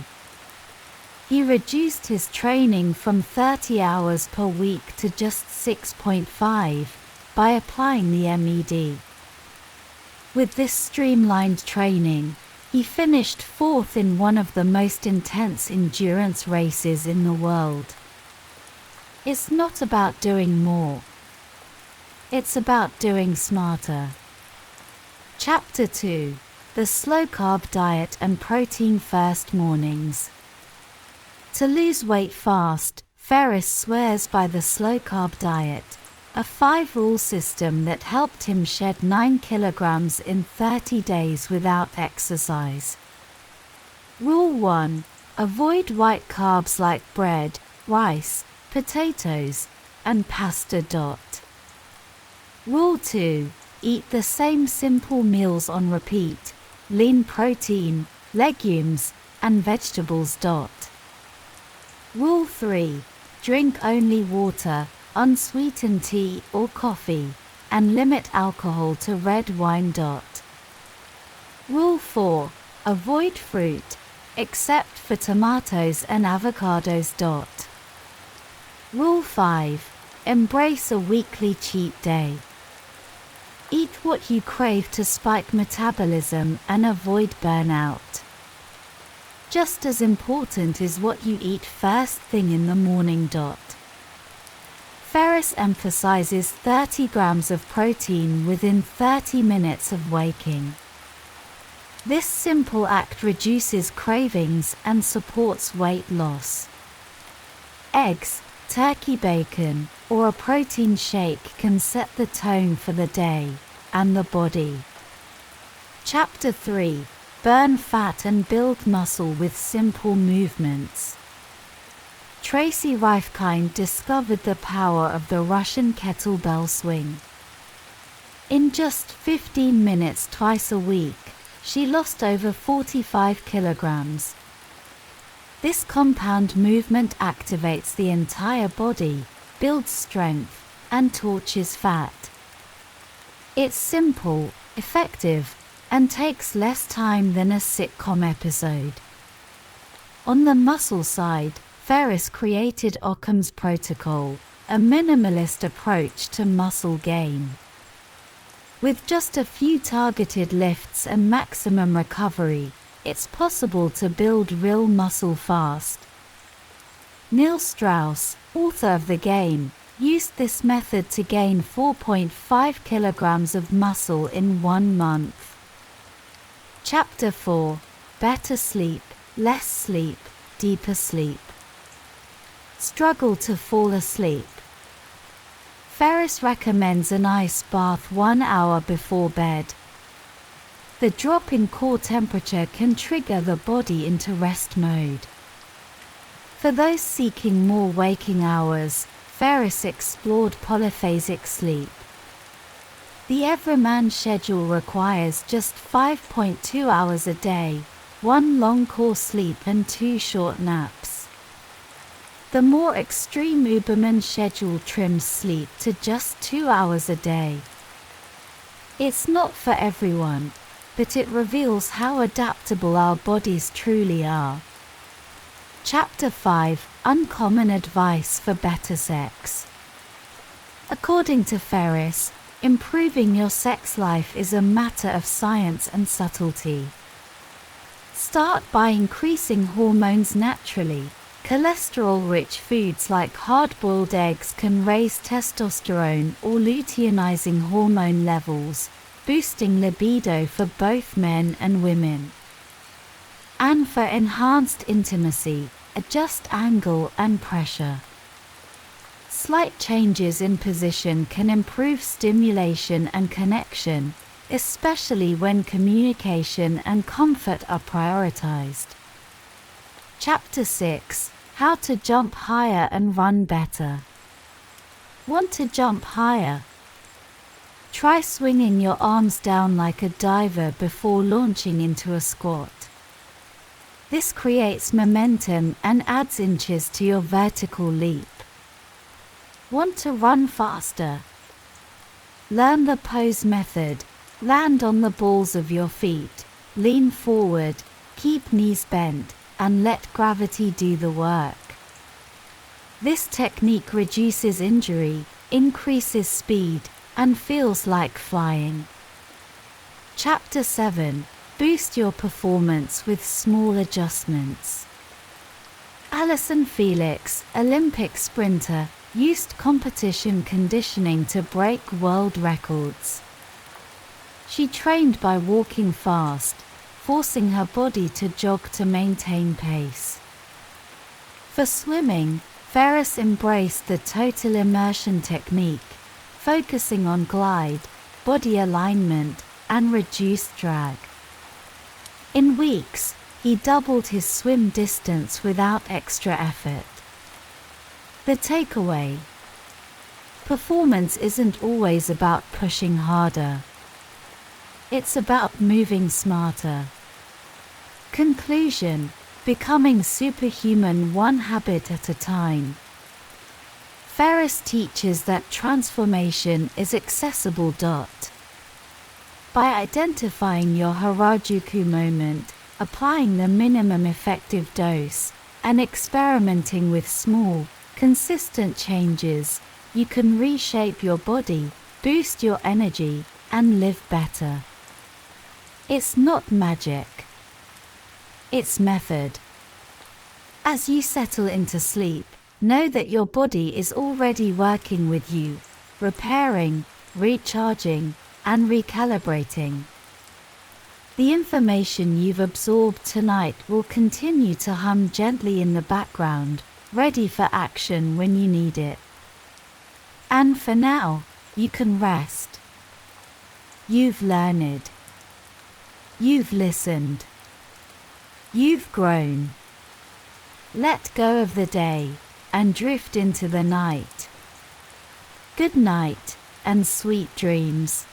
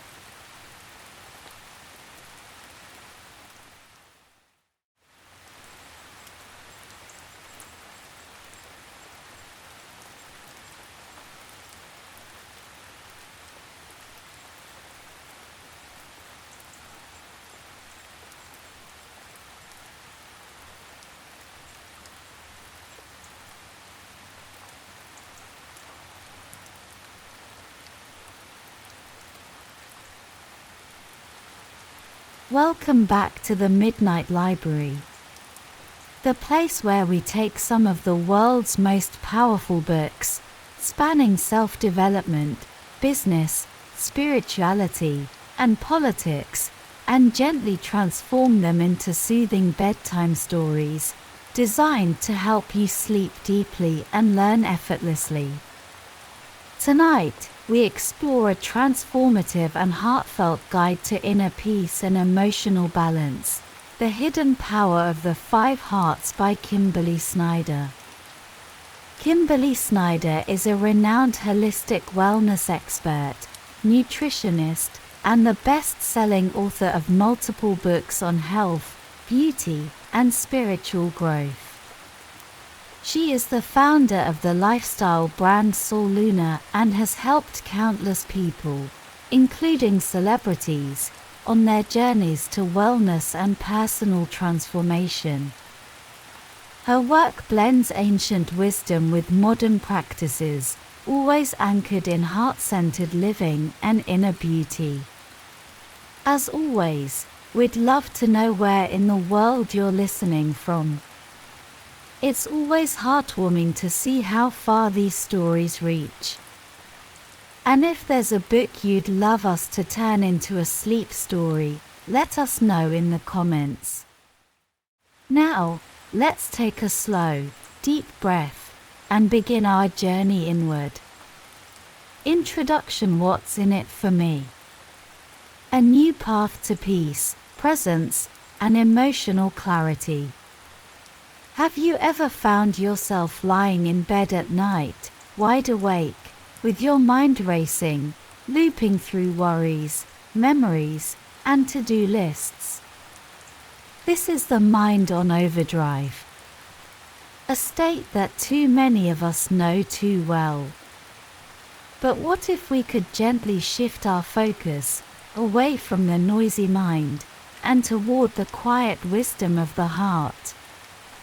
This is the essence of the hidden power of the 5 hearts, the invitation to lead from love, intuition, and balance, instead of fear, overthinking, or ego. Kimberly Snyder introduces us to 5 stages of heart-centered living. Together, they form a journey, from mental overwhelm to deep inner coherence, awakening a sense of peace, clarity, and compassion that can ripple through every part of your life. Let's begin. Chapter 1: The 5 Steps Toward Heart Coherence. Thinking is necessary, but thinking alone is not enough. The mind is excellent at problem-solving, logic, and linear plans. But left unchecked, it can feed us a constant stream of negative thoughts, like, "I'm not good enough," or "I need to be more like them." This is where the heart comes in. Though we often think of it as simply a blood-pumping organ, the heart has its own neural network, containing about 40,000 neurons, and a kind of intelligence that scientists are only beginning to understand. It even sends more signals to the brain than the brain does to the heart. When your heart and brain sync up in a state called coherence, you feel clearer, more resilient, and far more connected to yourself and others. The 5 hearts are a roadmap to reach this harmony. They move from disconnection and inner chaos to intuition, clarity, and radiant connection. Let's explore each one. Chapter 2: Moving Beyond the Dark Heart. The first stage is the dark heart. It's where many of us begin. In this state, the heart is quiet and the mind takes over. Stress, frustration, and confusion dominate. Negative thoughts feel like truth. We start believing we're broken, behind, or not enough. But this stage is a teacher. It's here to show us the contrast, to help us realize what it feels like when we live only from the head and not the heart. To move beyond the dark heart, begin by reconnecting with your heart. Place your hand gently on your chest. Breathe deeply. Imagine appreciation flowing into your heart. This simple act begins to re-establish communication between the brain and heart. This is the beginning of coherence. Over time, as this connection deepens, you'll find thoughts naturally begin to soften. You no longer have to force positivity. It arises on its own. And with that, the darkness begins to lift. Chapter 3: The Strengthening of the Propelled Heart. The second stage is the propelled heart. Here, you feel momentum. Light begins to return. And the voice of your heart gets louder than the chatter of your mind. You may begin to feel a newfound clarity. Confidence grows. And you start recognizing that the feelings of lack and fear were illusions. You were never broken. You were just disconnected. Practices like visualizing your heart as a radiant sun or placing a hand on both your heart and gut to align their wisdom help ground you. You may still feel occasional resistance or doubt, but overall, there's movement. Energy returns. Life begins to flow. This is the heart's quiet strength waking up. Chapter 4: The Wisdom of the Steady Heart. Next comes the steady heart. At this stage, your emotional waves calm. You stop searching for worth in the external world and instead anchor into the knowing that love, peace, and wisdom are already within you. Emotional intelligence deepens. You begin to notice when jealousy, impatience, or self-doubt arise, and instead of reacting, you respond. This is the heart as your guide. True love starts to feel less like a yearning and more like a steady flame within. You love not to be validated, but because it's your nature to love. You grow compassionate, even toward people who once triggered you. The heart becomes your anchor and your compass. Chapter 5: The Forgiveness of the Devoted Heart. Then comes the devoted heart. Here, your heart takes full leadership. You begin living more from your inner world than the outer one. Life slows down. Decisions come from intuition, not overthinking.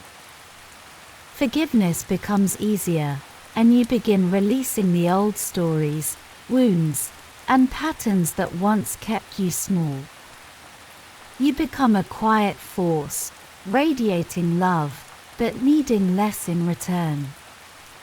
Compassion grows. Humility softens the ego. You trust the unfolding of life, knowing your heart will guide you always. And with every breath, love becomes not something you give or receive, but something you are. Chapter 6: Broadcasting the Clear Heart. Finally, you arrive at the clear heart. In this final stage, the heart and mind are no longer separate. They are one. You feel deeply connected to all beings, to the earth, and to life itself. You are no longer driven by fear, ego, or comparison. The clear heart is about service, transparency, and joy. Life becomes a meditation, a moment-to-moment opportunity to love. Here, you begin to broadcast your heart's light, quietly, gently, into the world. Through your presence alone, you bring healing.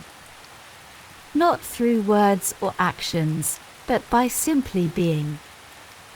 And when you breathe in, you feel love. When you breathe out, you offer it. This is the hidden power of the 5 hearts. And it has always been within you. Final summary. The journey from the dark heart to the clear heart is not linear. Some days we drift back. Some days we leap ahead. But the path remains. Each stage, dark, propelled, steady, devoted, and clear, represents a step toward deeper coherence between the heart and the mind. Between who you think you are and who you truly are. By practicing heart coherence, you can reduce stress, increase intuition, deepen relationships, and find a peace that doesn't fade. Kimberly Snyder's message is simple: your heart is the key. And when you live from the heart, your life becomes aligned, radiant, and beautifully whole. Thank you for joining us tonight in the Midnight Library. If you've enjoyed this story, we'd love to hear where you're listening from and what book you'd like to hear next. Your feedback helps guide the stories we share. But for now, breathe in, breathe out. Let your heart guide you gently into sleep. Good night and sweet dreams.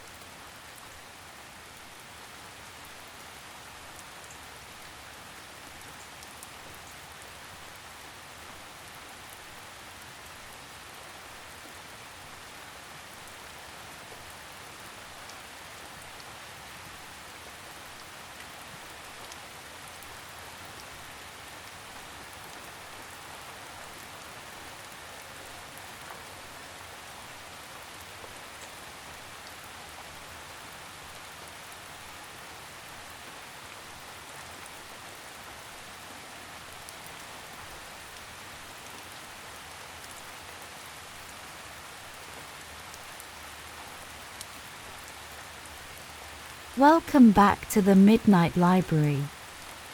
This is the place where we transform the world's best books into soothing bedtime stories designed to help you sleep, while your subconscious mind absorbs timeless insights. We take classic and contemporary works from the worlds of psychology, business, personal development, spirituality, and history, and turn them into calming journeys that inform, inspire, and relax. Before we begin, take a moment to settle in. Lower your volume to a soft, gentle level. Let your eyes grow heavy, and allow the comfort of this moment to hold you. And if you enjoy these stories, please take a moment to like, comment, and subscribe. Let us know where in the world you're listening from. We love hearing how the Midnight Library brings so many dreamers together from all across the globe. And of course, if you have book suggestions for future episodes, we're always listening. Tonight's story is based on Shift, Managing Your Emotions So They Don't Manage You by Ethan Kross. About the author. Ethan Kross is a professor at the University of Michigan's Department of Psychology and the Ross School of Business. He directs the Emotion and Self-Control Laboratory, where his research focuses on how people can manage their internal experiences to live more fulfilling lives. Kross is the author of the national bestseller Chatter, and has consulted for top companies, government institutions, and spoken at venues like SXSW and TED. Now, let's begin. Chapter 1: Learning to Steer the Emotional Roller Coaster. Have you ever felt like your emotions took the wheel, sending you on a ride you didn't sign up for? One moment you're soaring on a high, and the next, you're spiraling into a low you didn't see coming. Emotions can feel like a storm, powerful and unpredictable. But what if you could learn to steer through that storm, maybe not with perfect control, but with grace, clarity, and confidence? That's what Shift is all about. This is not about suppressing your emotions, or pretending to feel fine when you don't. Instead, it's about learning to work with your emotions, understanding what they're trying to tell you, and guiding them so they don't end up guiding you. Emotions are not the enemy of reason. In fact, they're intricately linked. Emotions help you make decisions, build relationships, and interpret the world around you. And when understood correctly, they can become your most powerful internal compass. In Shift, Kross introduces 6 powerful principles for managing emotions, so they help you, not hinder you, on the journey to a well-lived life. Let's explore them together. Chapter 2: Internal Shifter 1: The Power of Your Senses. The first principle starts with your body. More specifically, your senses. From the scent of lavender that instantly relaxes you, to the sound of waves that soothe your busy mind, your senses are always influencing how you feel. You can think of them as emotional switches. They require very little effort, yet can deliver immediate calm, energy, or focus when you need it most. Kross encourages something called sensory bundling, which means using multiple senses together to shape how you feel. For example, as part of your bedtime routine, you might dim the lights, play soft music, and use a calming scent, like chamomile or sandalwood. These inputs create emotional associations in your brain. Over time, they build into powerful rituals that help shift your state, often without you even realizing it. So tonight, ask yourself, how can you curate your sensory inputs, not just react to them? How can you use your body to help shape your emotional world? Chapter 3, Internal Shifter 2, Attention. Now, let's turn inward. Your attention, your focus, is like a spotlight. And wherever it lands, that becomes your emotional reality. Sometimes, it's helpful to focus on what's bothering you, to face the discomfort and learn from it. Other times, stepping back is the wiser move. Not everything needs to be analyzed or fixed in the moment. Cross teaches us that toggling between zooming in and zooming out is a skill. Just like a camera lens, you can choose your level of focus. Ask yourself, is this a moment for deep reflection? Or is it a moment to shift your gaze, to give yourself space and perspective? Learning when to approach and when to step back helps us avoid emotional spirals and gives us room to reset. Chapter 4, External Shifter 1, Spaces Matter. Let's look outward now, to your environment.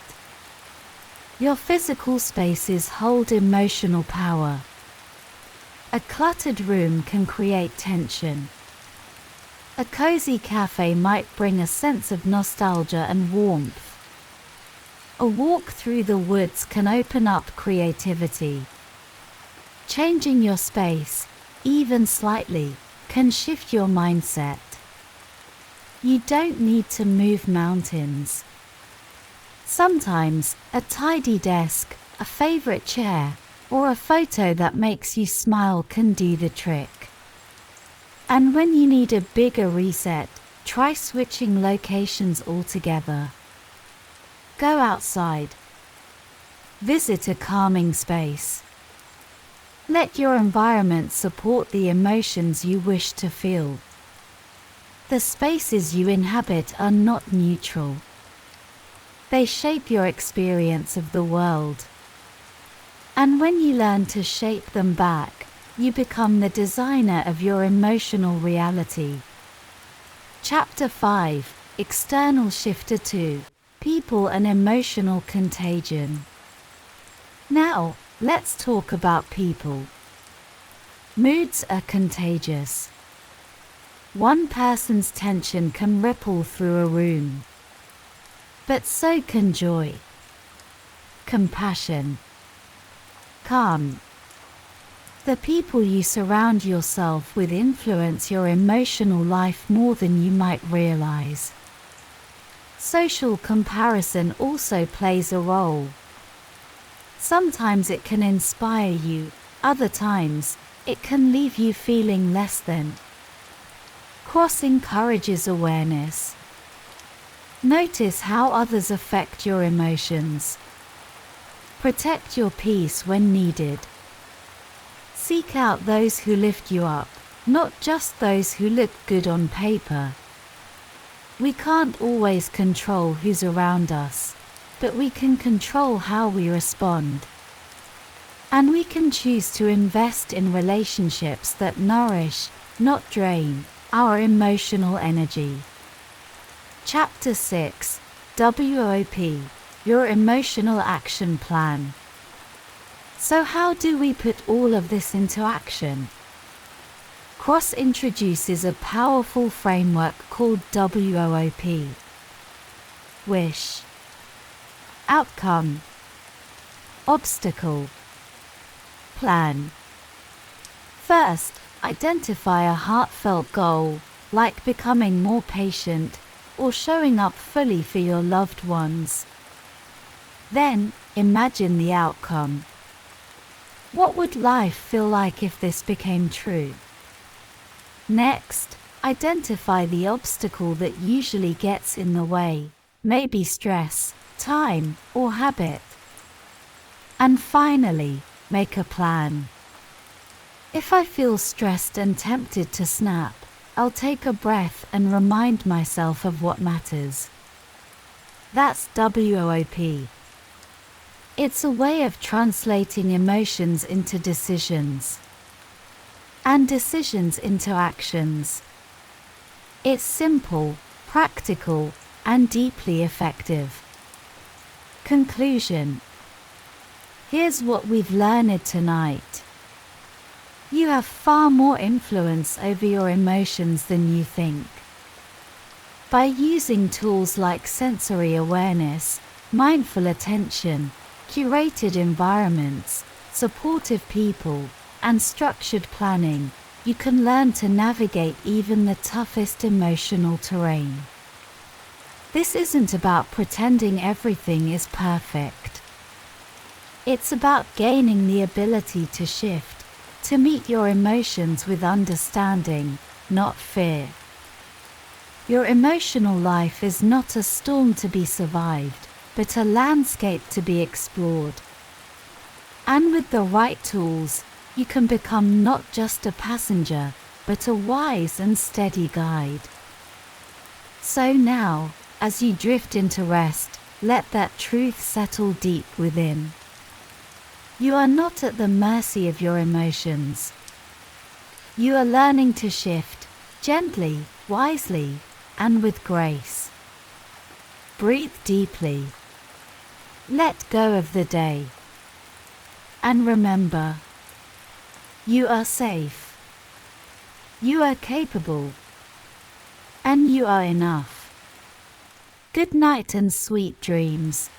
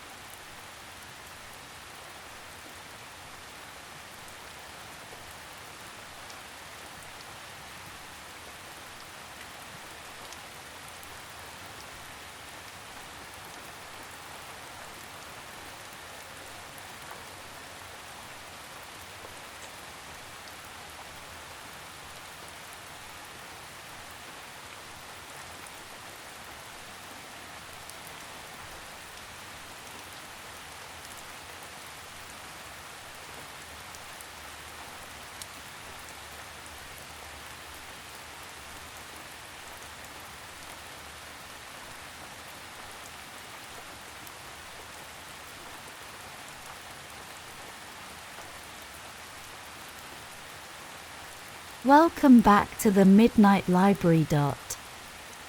The place where we gently transform the world's most important business, spiritual, political, and self-development books into calm, soothing sleep stories.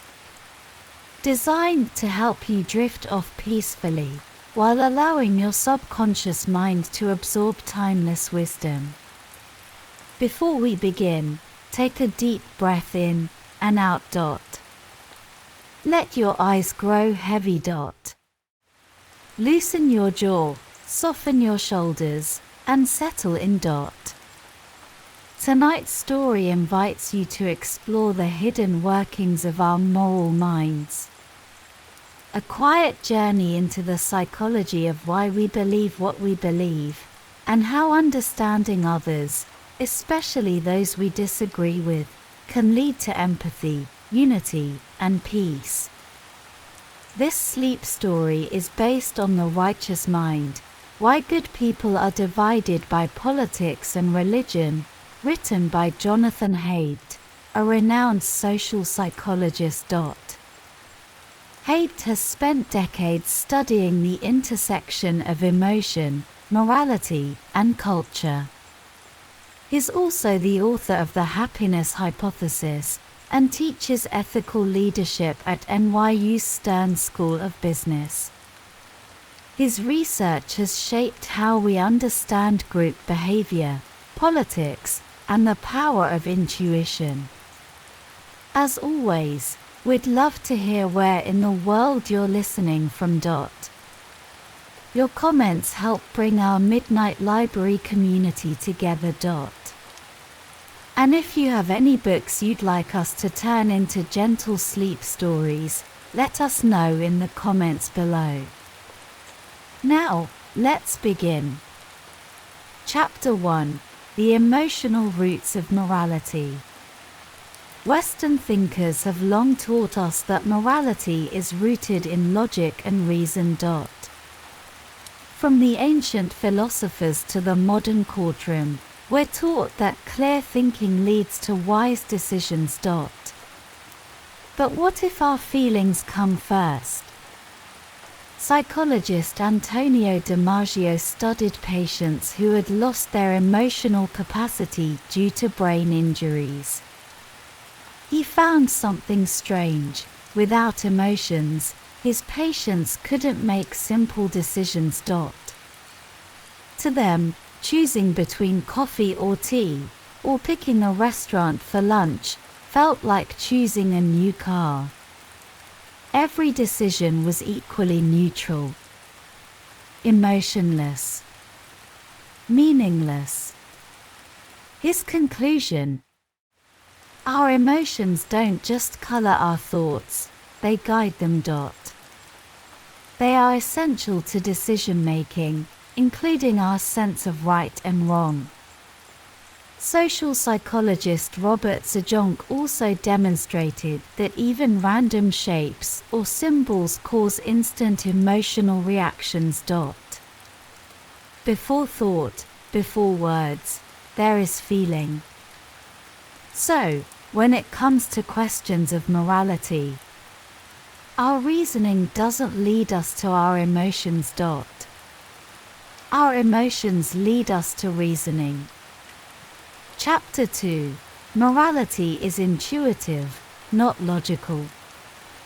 Imagine being asked whether it's wrong to eat human flesh, or to have an intimate moment with a dead chicken. You might feel instant disgust, and you wouldn't be alone. In fact, Haidt conducted experiments where people were presented with unusual moral dilemmas. When asked whether consensual acts between adult siblings were wrong, many said yes, immediately. But when given logical reasons why no one was harmed, most stuck to their original answer. Even without logic, the gut feeling remained. This is the power of intuition. It leads. Logic follows. and our brains become more like clever lawyers than neutral judges, defending our feelings with carefully chosen facts. Chapter 3: Morality, Reputation, and Self-Interest. You may think you're moral for the sake of morality. But moral choices are deeply shaped by your need to feel good about yourself and to look good to others. Studies show that when people know they'll need to explain their choices, they think more carefully. But when left unchecked, they often tweak the truth, just enough to maintain their self-image. For example, in one study, participants were overpaid by mistake. Only 20% returned the extra money when left alone. But when asked directly by the cashier, 60% did the right thing. We cheat, just a little, if we can still feel like good people. Chapter 4: Universal Moral Foundations. If you've ever felt rage at unfairness, or pride in loyalty, you're experiencing one of the 6 universal moral foundations. According to Haigh's moral foundations theory, humans evolved deep instincts for things like care, fairness, loyalty, authority, sanctity, liberty. These foundations exist across cultures. But each culture, and each person, values them differently. In some societies, loyalty to family or tribe may outweigh individual freedom. In others, justice and independence are paramount. Our moral values are shaped not only by instinct, but by the culture around us. Chapter 5: Weird Morality versus the Rest of the World. Much of psychology is based on weird societies: Western, educated, industrialized, rich, and democratic. These cultures prize individual rights and personal freedom. But they're not the global norm. In more traditional cultures, morality includes loyalty, hierarchy, and sacred values. For example, in a controversial moral test, weird participants said that intimate acts with a chicken, done in private, were morally permissible. But in India and many working-class communities, the same act was seen as deeply immoral, not because it harmed others, but because it violated sacredness and community norms. This shows that different people are guided by different moral triggers, and that understanding those differences is key to empathy. Chapter 6: The Hive Switch. Have you ever lost yourself in a crowd? Cheered at a concert? Cried with a stadium full of fans? This feeling of being part of something larger is what Haidt calls the hive switch. It's a primal instinct that bonds us to the group. Religion, patriotism, group rituals, and even awe-inspiring moments in nature can flip the hive switch, dissolving the self into the whole. This sense of unity helps humans cooperate. From early tribes to modern armies, successful groups were the ones who could synchronize, trust, and act as one. Chapter 7: The Power and Danger of Religion. Some scientists view religion as a dangerous illusion. But Haidt argues that religion, like the hive switch, evolved to bind groups together.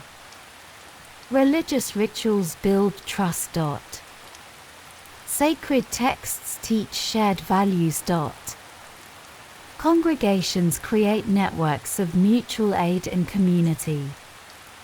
In fact, religious communes in 19th century America lasted longer than secular ones. Why? Because they had rituals, structure, and moral glue. While religion can divide us, it can also create profound generosity. Studies show that religious people give more to both religious and secular charities. It's a double-edged sword, but one worth understanding. Chapter 8: Politics and Moral Triggers. Why do working-class voters often support conservative policies that don't benefit them economically? The answer lies in moral taste buds. Liberals emphasize care, fairness, and liberty. But conservatives appeal to all 6 foundations, adding loyalty, authority, and sanctity. That broader appeal resonates deeply with many voters. For example, a liberal might argue for individual rights. But a conservative might defend family values, tradition, and spiritual purity. Both are valid perspectives. But they speak different moral languages. Chapter 9: Finding Common Ground. Political polarization is growing. And with it, our ability to truly understand one another is shrinking. But what if we stopped trying to win arguments and started trying to understand? Each side of the political spectrum has strengths. Liberals are skilled at identifying suffering and fighting injustice. Conservatives protect institutions, preserve order, and honor tradition. Together, they form a complete moral system. Alone, each is incomplete. We need both. Not as enemies, but as partners in the shared project of democracy. Final thoughts: intuition, empathy, and connection. The main message of the righteous mind is simple, yet profound. Moral judgments arise from intuition, not logic. And to change minds, or understand others, we must begin with empathy. Speak not just to ideas, but to hearts. Be kind. Be curious. And remember that happiness comes not from endless self-reflection, but from connection, joining something larger than yourself. So tonight, as you drift into sleep, take comfort in the idea that understanding others begins not with arguments, but with a gentle smile, an open heart, and a willingness to listen. Breathe deeply. Let go of your thoughts. And rest in the knowledge that your mind, your values, and your kindness are part of something far greater than yourself. Thank you for spending this evening at the Midnight Library. We hope tonight's story brought you peace and insight. If you enjoyed it, please like, comment, and subscribe. Let us know where you're listening from. We love hearing from our global community. And if you have a book you'd like to hear next, tell us in the comments. We'll be here again tomorrow with another calming story from the shelves of the Midnight Library. Good night and sweet dreams.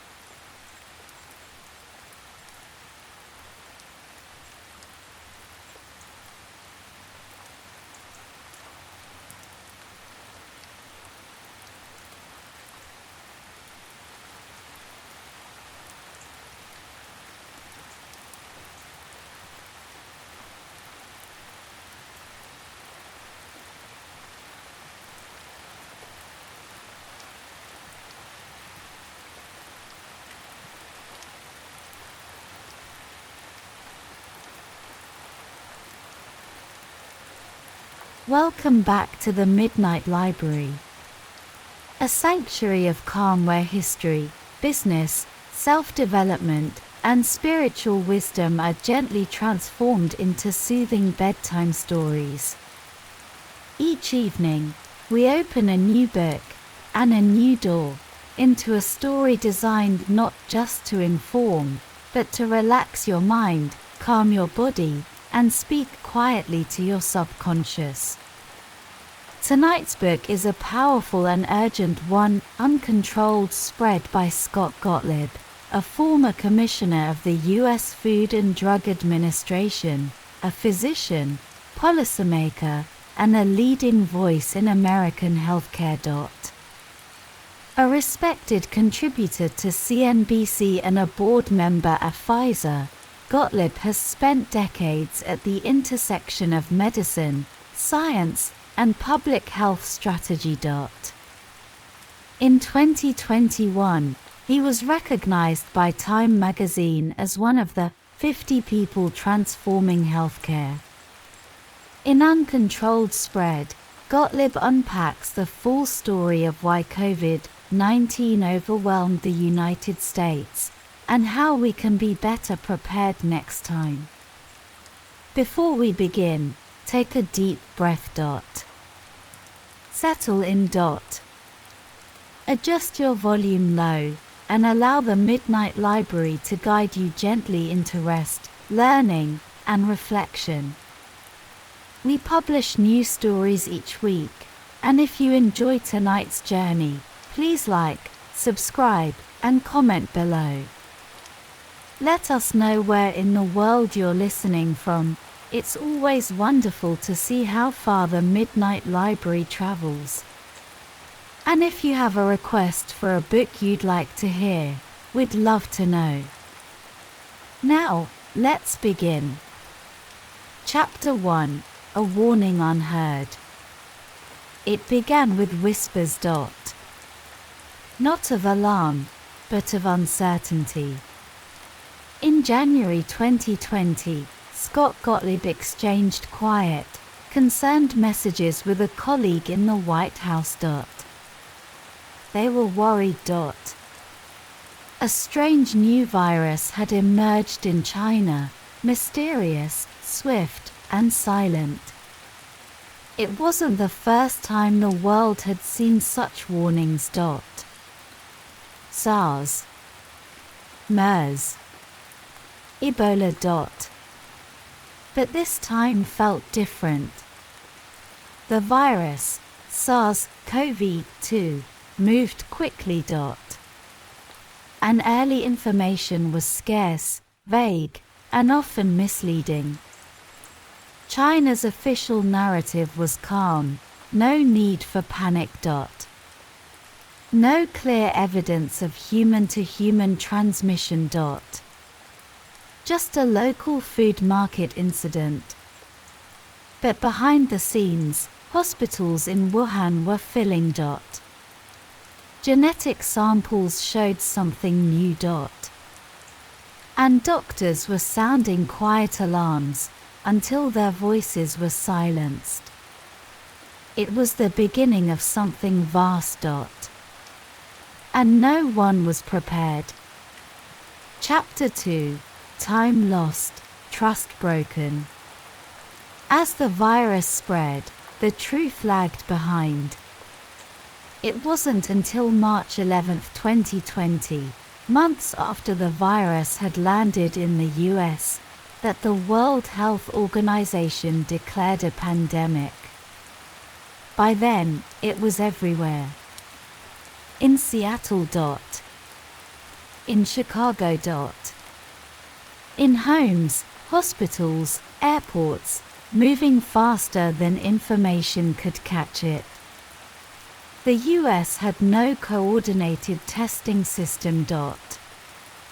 Only the CDC could process tests. And its capacity was quickly overwhelmed. Doctors had to wait days for results. Contact tracing was almost impossible. Testing kits were slow to arrive, and when they did, many were flawed. The virus wasn't just spreading through bodies. It was spreading through the cracks in a system that wasn't ready. Chapter 3: Prepared for the wrong crisis. America wasn't unprepared for everything. It had plans, but for the wrong kind of threat. The playbook had been built around influenza. And around bioterrorism. It focused on surface cleaning and hand hygiene, not airborne contagion. It anticipated symptoms, not silent carriers. COVID-19 wasn't like the flu. And the tools designed to stop it didn't. There was no national database. No rapid contact tracing. No early distribution of masks or protective equipment. It wasn't a lack of resources. It was a lack of vision. Chapter 4: The CDC, stretched too thin. The Centers for Disease Control and Prevention is a respected agency. But it wasn't built for speed. It's designed to study the past, not to act in the moment. The CDC was asked to do something it had never done: develop, produce, and distribute rapid tests for an unknown virus. It wasn't ready. The first test kits were faulty. The supply chain was fragile. And weeks turned into months. Meanwhile, the virus kept moving. Faster than guidelines. Faster than decisions. America was responding to a crisis in real time, with tools designed for another era. Chapter 5: A Leadership Void. The failures weren't only scientific. Mixed messages from political leaders created confusion. Mask wearing became a debate. Lockdowns varied from state to state. Public trust began to erode.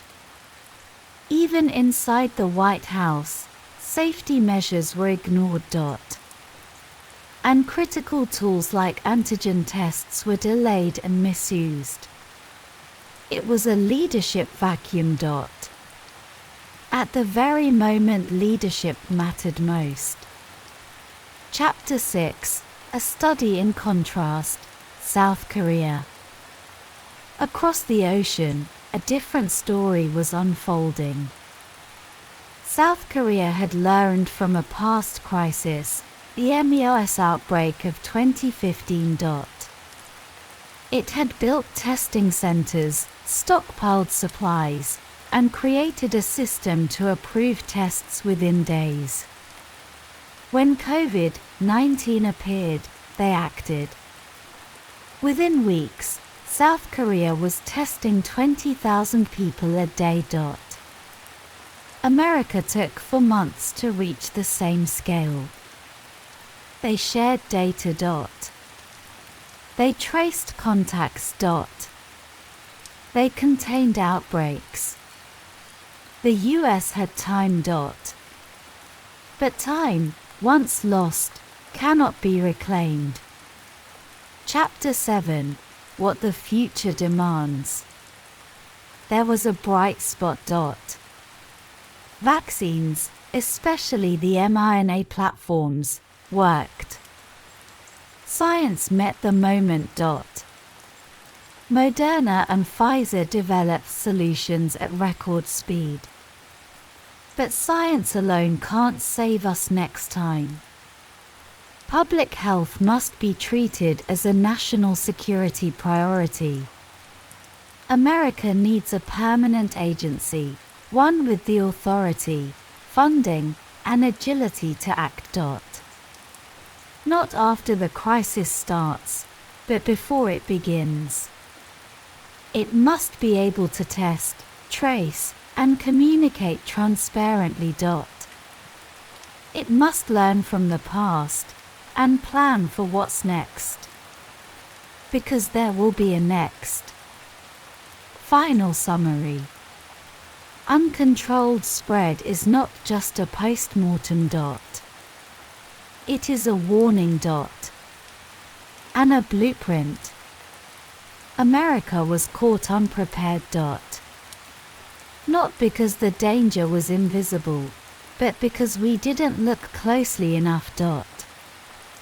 Didn't act quickly enough. Didn't lead with clarity. The next threat may be different. But the lesson remains the same. Preparation is power. Coordination is survival. And trust, in institutions, in science, in one another, is everything. If you enjoyed this story, please like, comment, and subscribe. Let us know where you're listening from. It's always beautiful to see how the Midnight Library connects people from around the world. And if there's a book you'd love to hear adapted, we'd love to hear your request. We upload new stories regularly, transforming history, business, and wisdom into gentle journeys for the soul. Until next time, rest well. And may your dreams carry you forward in peace and clarity.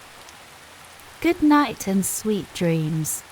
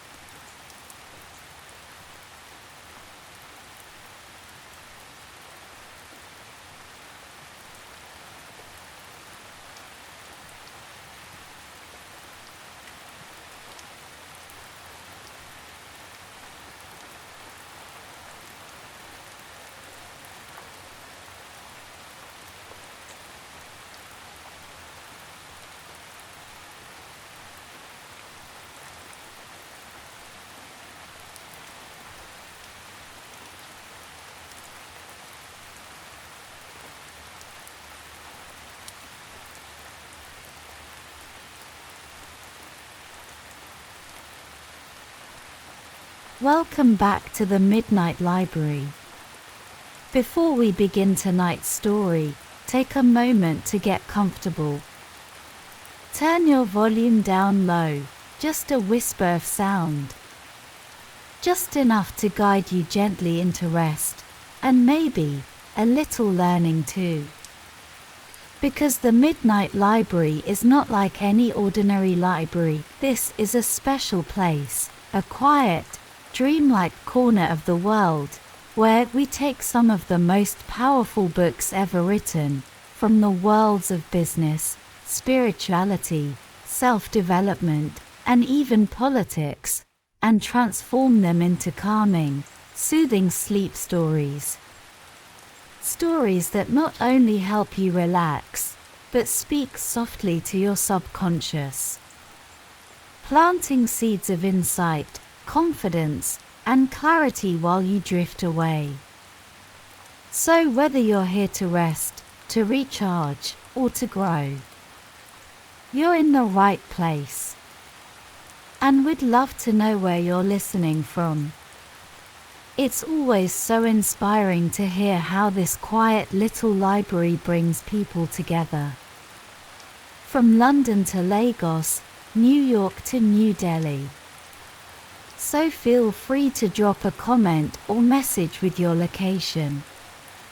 And if there's a book you'd love to hear featured in a future sleep story, don't be shy, let us know. Your requests help shape this journey. Now, with that said, let's gently open the pages of tonight's book.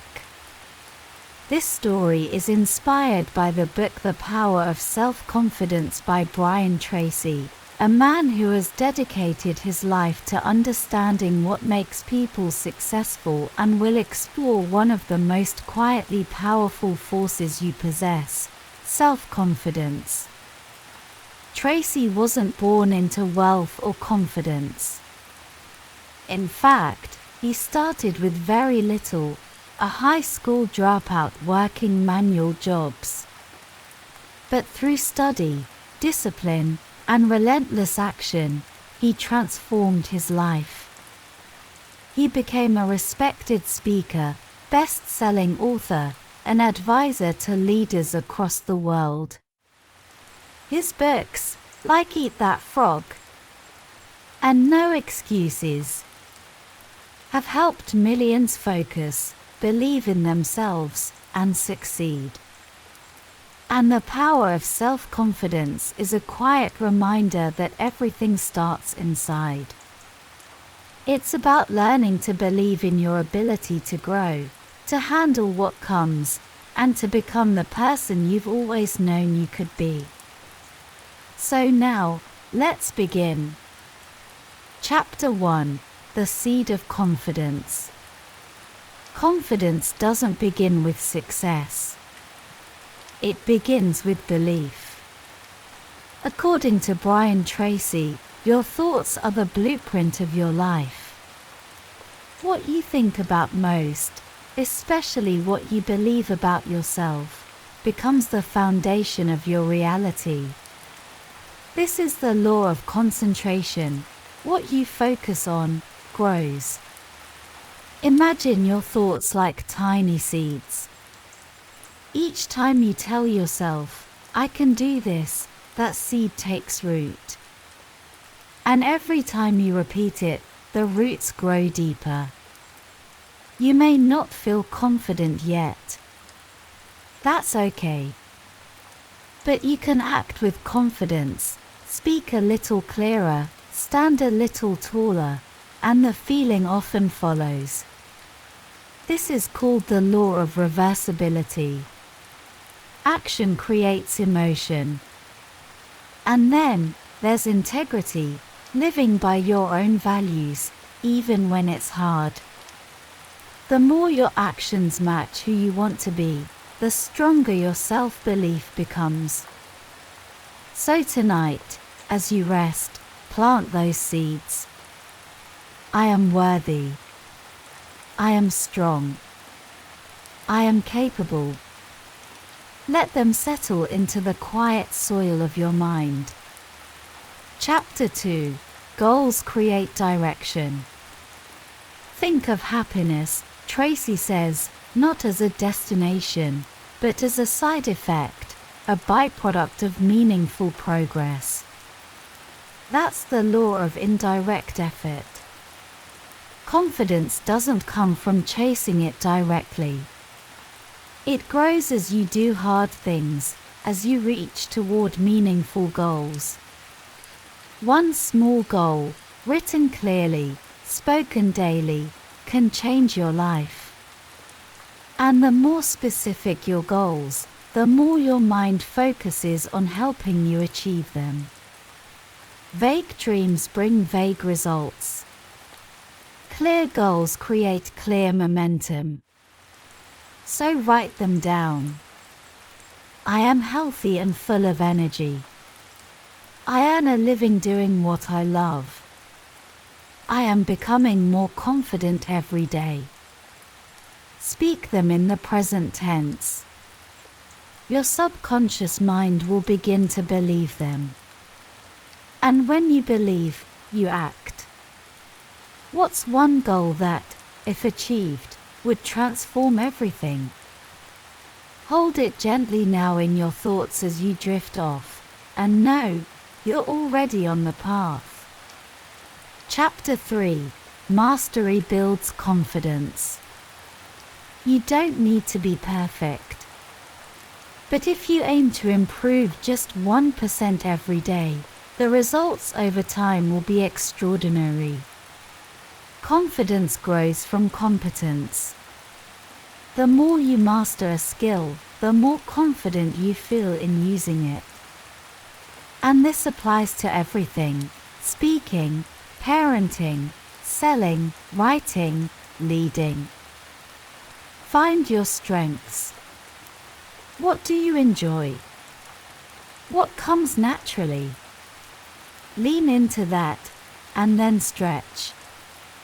Practice. Study. Fail. Learn. Improve. Grandma Moses began painting at 78. She became world famous. Not because she had decades of training, but because she believed it wasn't too late to try. What if your next chapter is just beginning? Chapter 4: Belief is a self-fulfilling prophecy. There's a story of a man saved not by money, but by belief. A stranger gave him a signed check for $500,000, but the man never cashed it. Just knowing he had a safety net gave him the courage to take risks, negotiate better, and rebuild his business. A year later, he learned the check was fake, but it didn't matter. The belief had already changed his reality. This is the law of belief. What you believe becomes your truth. So surround yourself with uplifting people. Speak to yourself with kindness. Replace every "I can't" with "I'm learning." Use affirmations and visualization to see yourself succeeding, growing, thriving. Tonight, imagine a scene, one where you speak clearly in front of a group, or finish a project, or walk into a room knowing you belong. See it, feel it, and believe it. Your subconscious is always listening. Chapter 5: Focus on your strengths. The path to confidence isn't paved with fixing flaws, but by building on what's already strong. What do you love doing? Where do you feel most alive? According to Brian Tracy, lasting success comes when you lean into your natural talents and let them grow. Focus there. Build there. Let your weaknesses fall away like old leaves. Take inventory. Write down what you're good at. Think of times when you felt in flow. Look at patterns. That's where your power lies. Confidence doesn't mean doing everything. It means knowing what you do best and doing it well. Chapter 6: Adversity is your teacher. Every successful person has a secret: they've failed. A lot. Confidence isn't about avoiding mistakes. It's about growing stronger because of them. Thomas Edison failed thousands of times before inventing the light bulb. But each attempt taught him something. Failure wasn't the opposite of success, it was the path. So plan for setbacks. See them as part of the journey. Each time you fall and get up, your confidence grows. Adversity is a forge. It shapes you. It strengthens you. It teaches resilience. Tonight, let go of the fear of failure. Trust that every stumble leads forward. You're not behind. You're in progress. Chapter 7: Action Creates Certainty. Here is the heart of Tracy's message. Confidence is not something you wait for. It's something you do. Action is the answer. Action dissolves fear. Action builds momentum. Start where you are. Identify the one thing holding you back, then face it. One step. One call. One message. One decision. Then another. And another. This is the difference between positive thinking and positive knowing.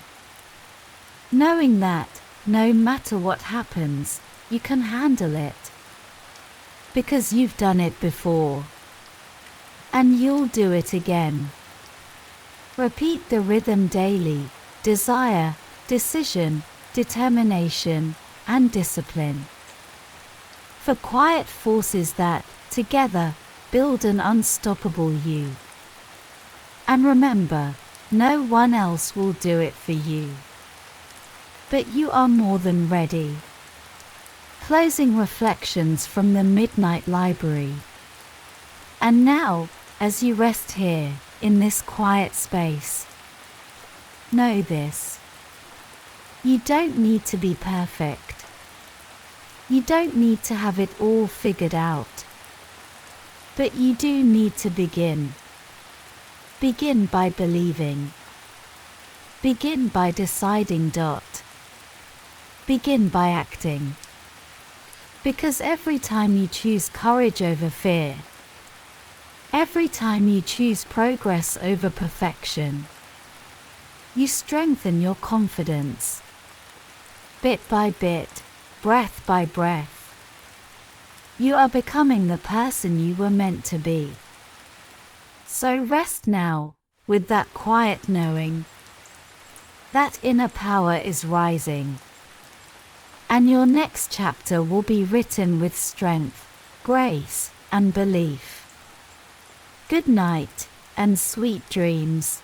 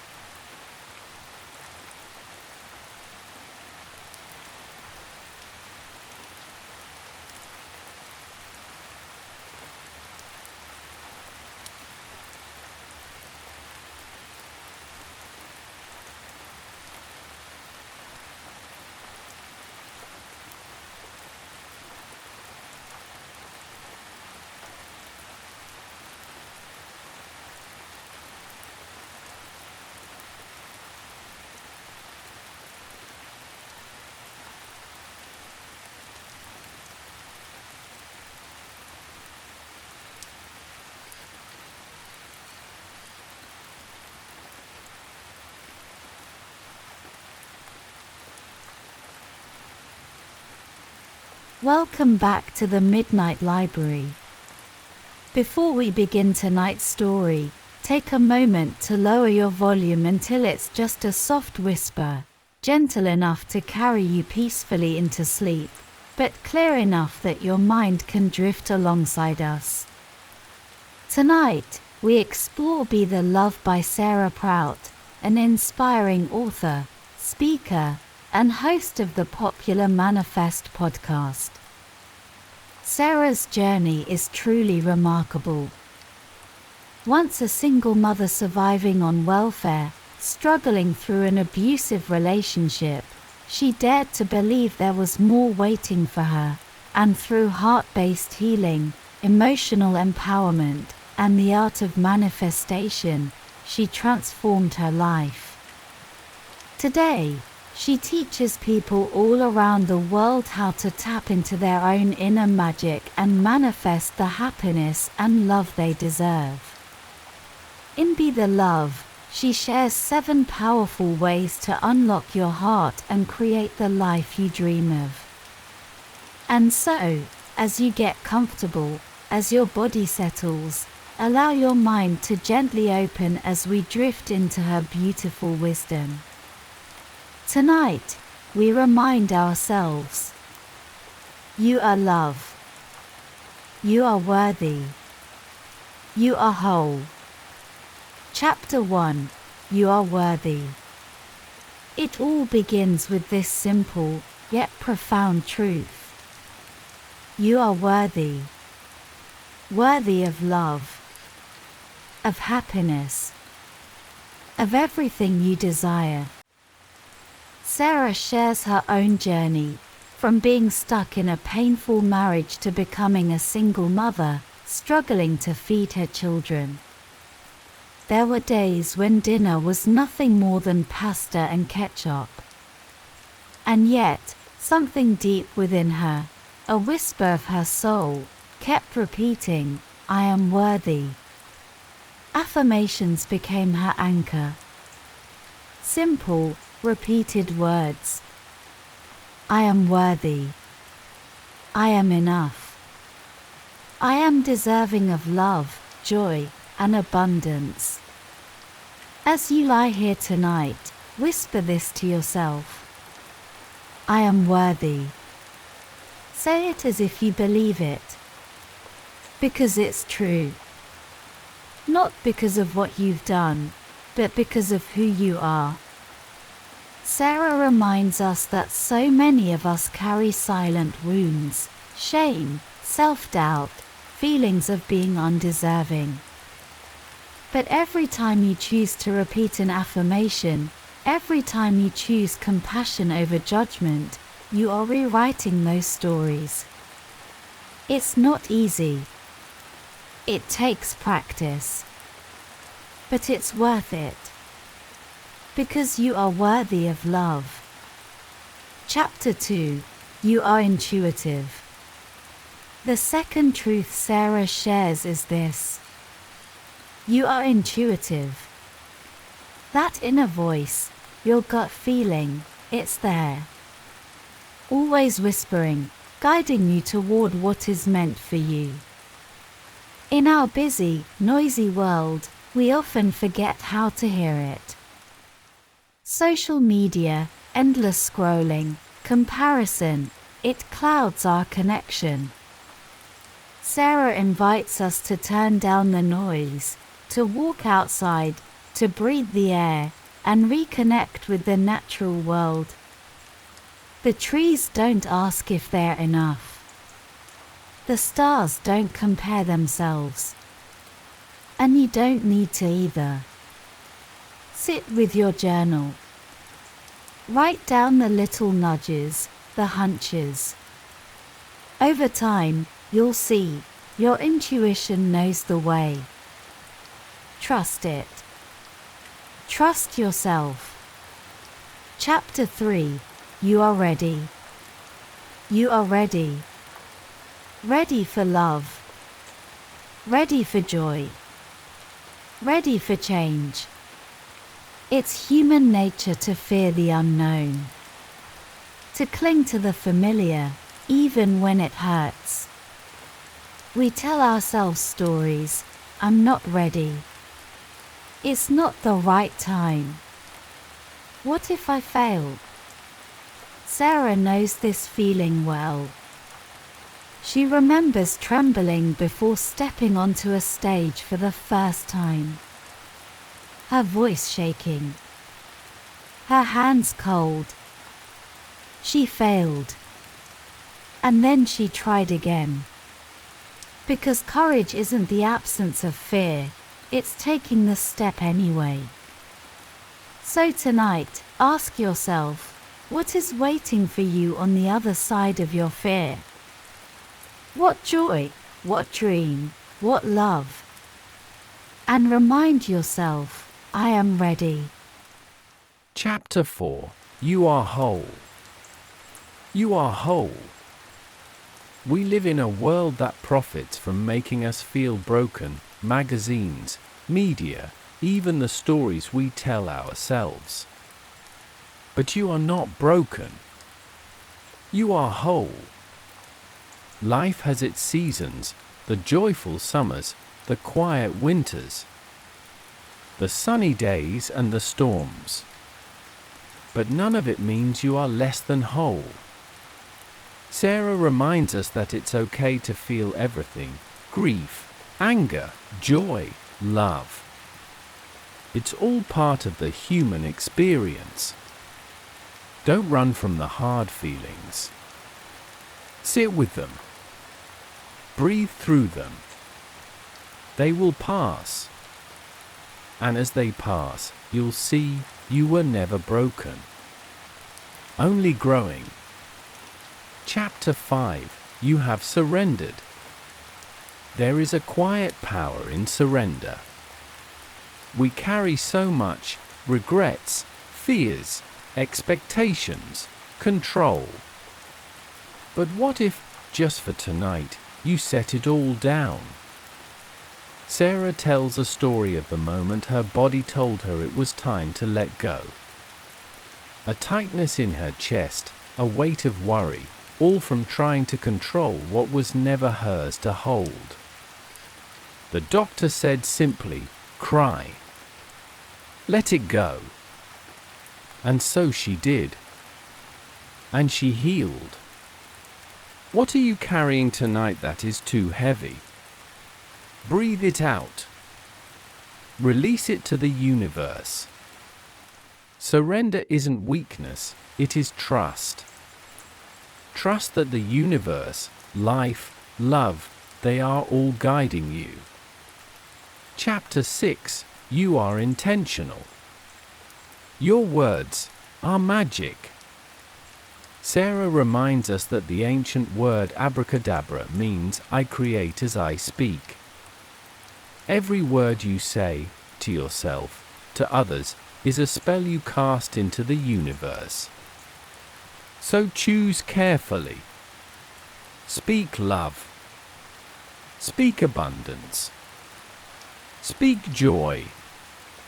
Instead of saying, I don't want to be broke, say, I welcome abundance.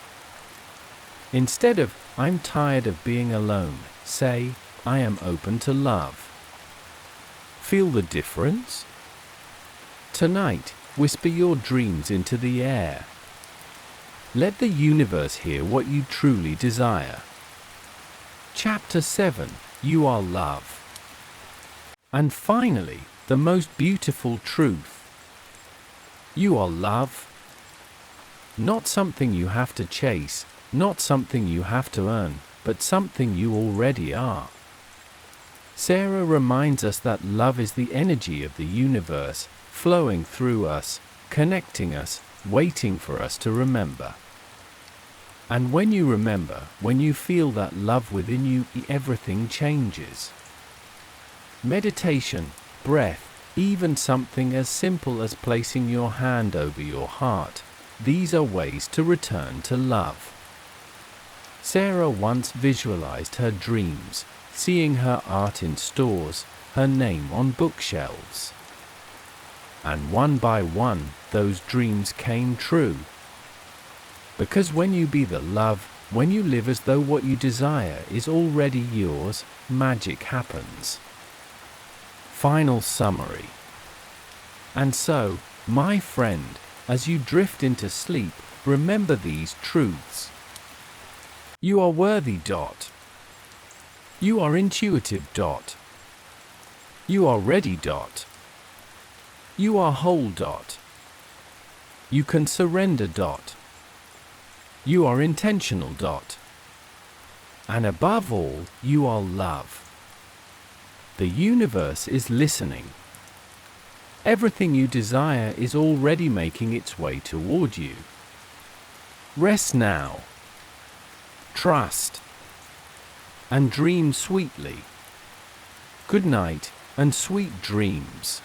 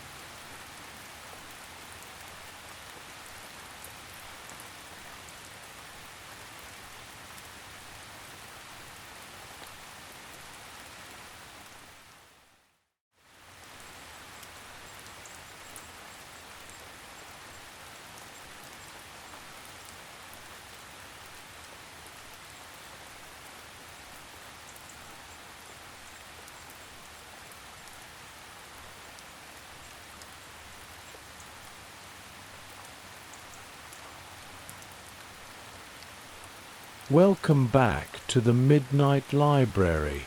Before we begin tonight's story, I invite you to turn the volume down low, just soft enough that my voice is a gentle companion, fading into the background, guiding you toward a restful sleep. Tonight, we drift into the calming world of simple rules. Inspired by the insightful book Simple Rules, How to Thrive in a Complex World, written by Sull and Kathleen Eisenhardt. A little about the authors. To begin our journey, Sull is a professor, management thinker, and expert on strategy and execution in turbulent markets. He once taught at Harvard Business School and later at the London Business School, helping business leaders navigate complexity with clarity. His research has focused on how simplicity, when done right, leads to agility and success, even in fast-changing worlds. His co-author, Kathleen Eisenhardt, is a professor at Stanford School of Engineering, where she blends strategy, innovation, and simplicity, helping entrepreneurs and leaders thrive in chaos. She's an award-winning researcher, celebrated for turning complicated ideas into practical tools anyone can use. Together, they wrote simple rules to remind us that life, work, and even love don't have to be so hard. Beneath the noise, the endless choices, and the heavy instruction manuals, there's a simpler way. Tonight, we'll explore their ideas, weaving them gently into stories, reflections, and examples, designed to relax your mind and invite sleep. Our world is undeniably complex.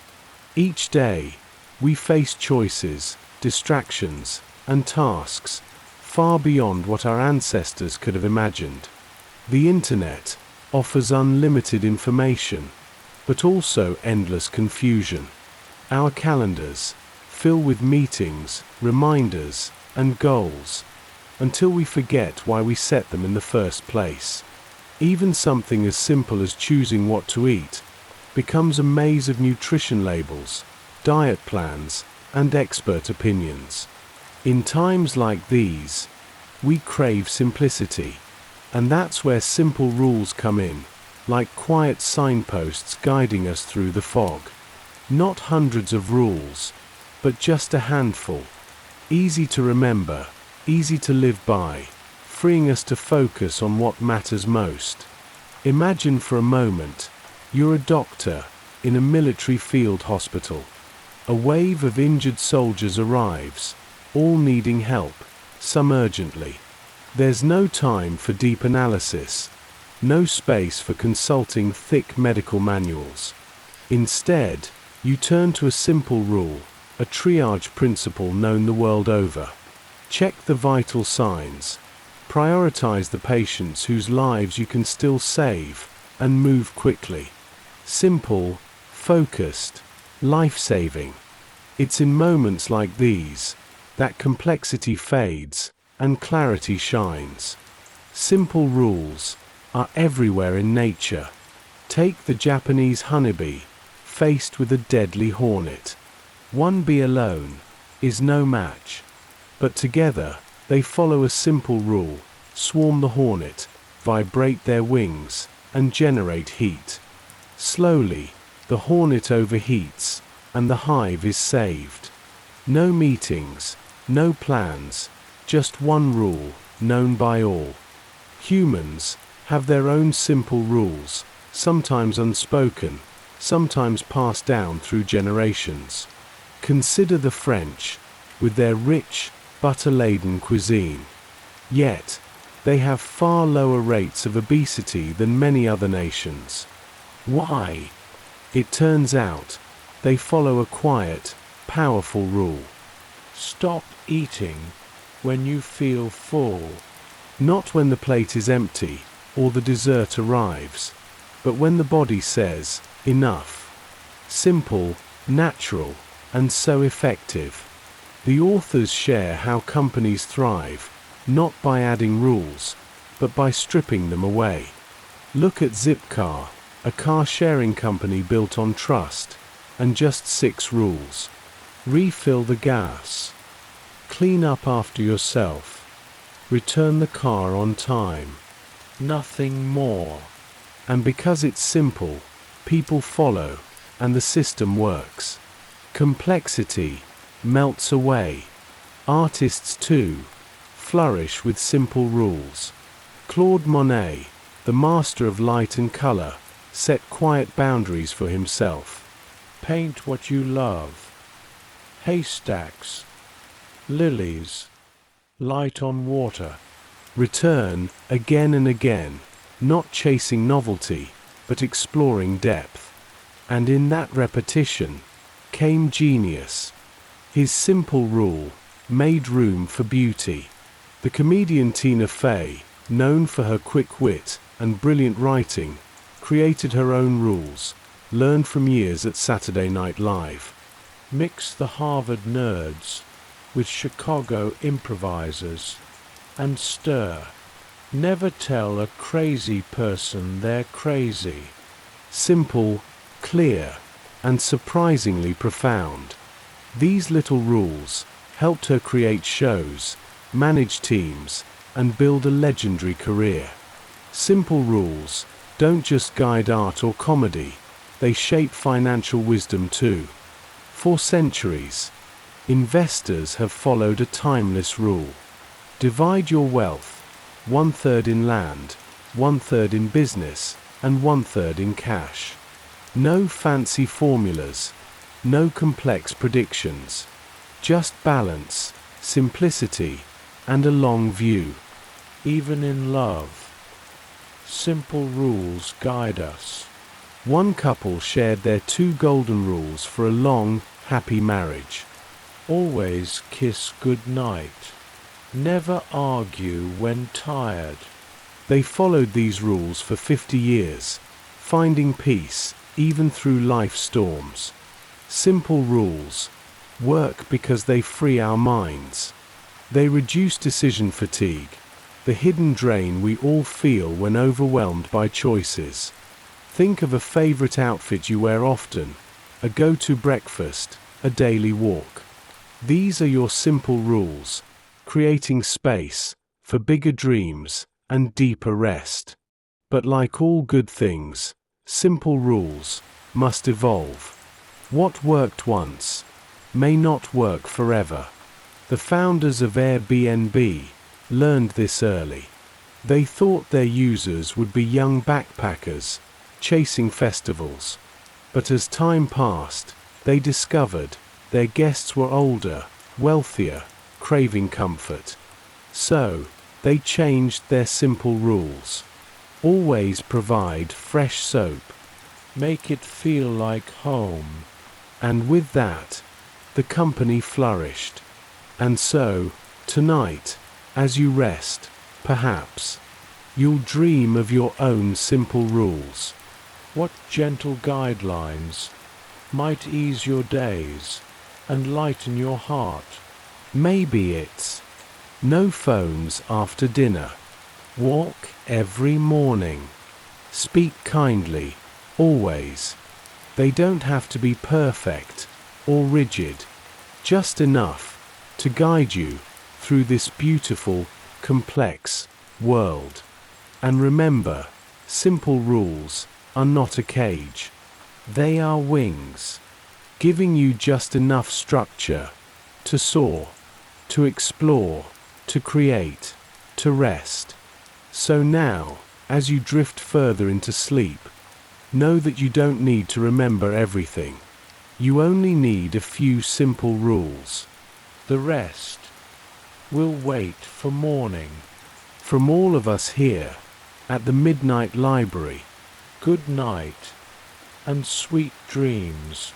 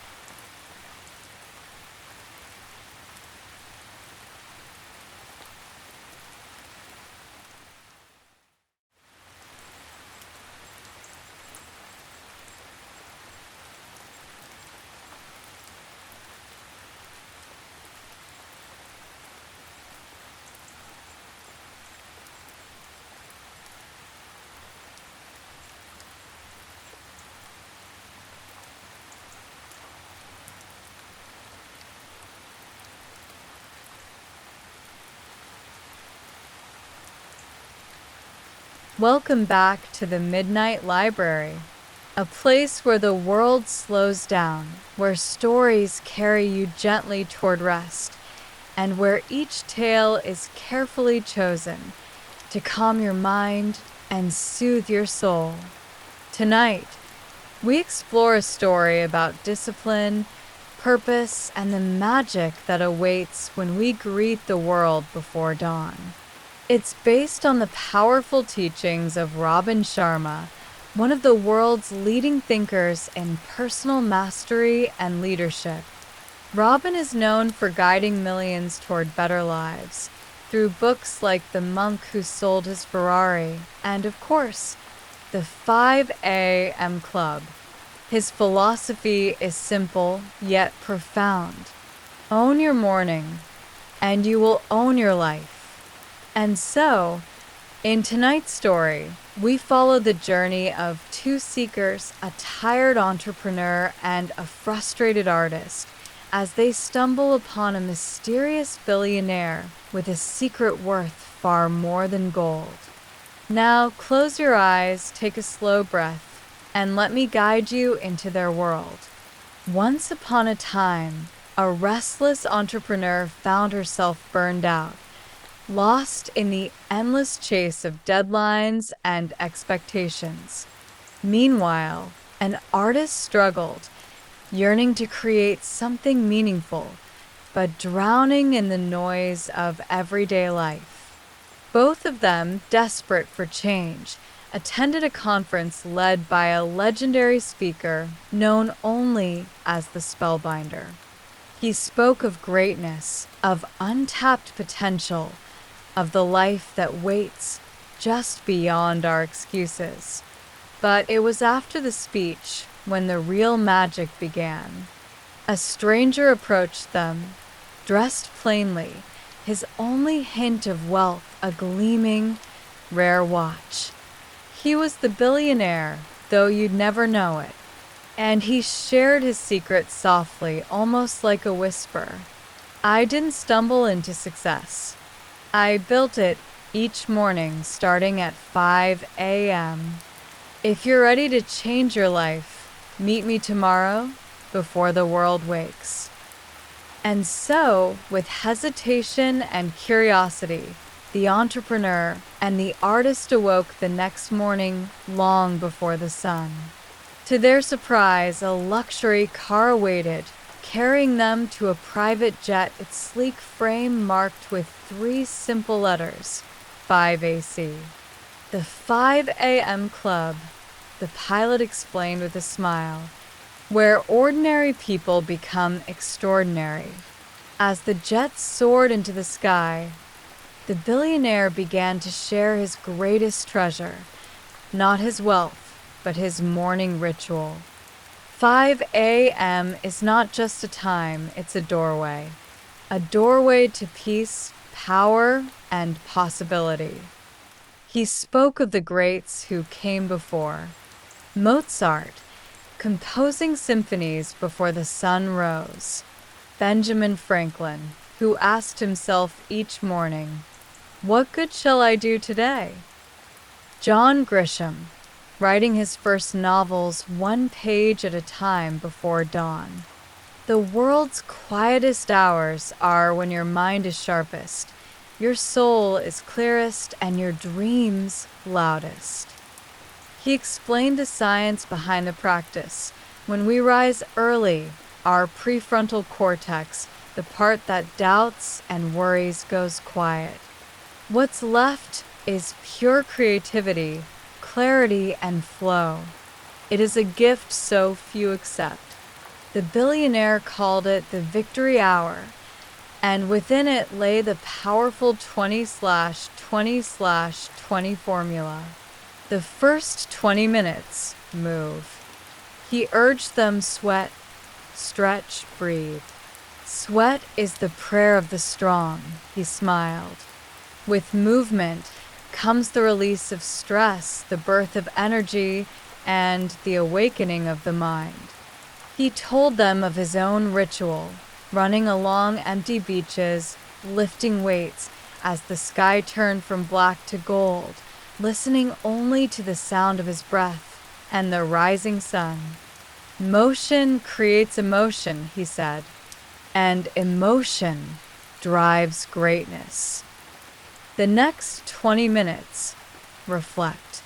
Sit with yourself before the world gets a chance to pull you away.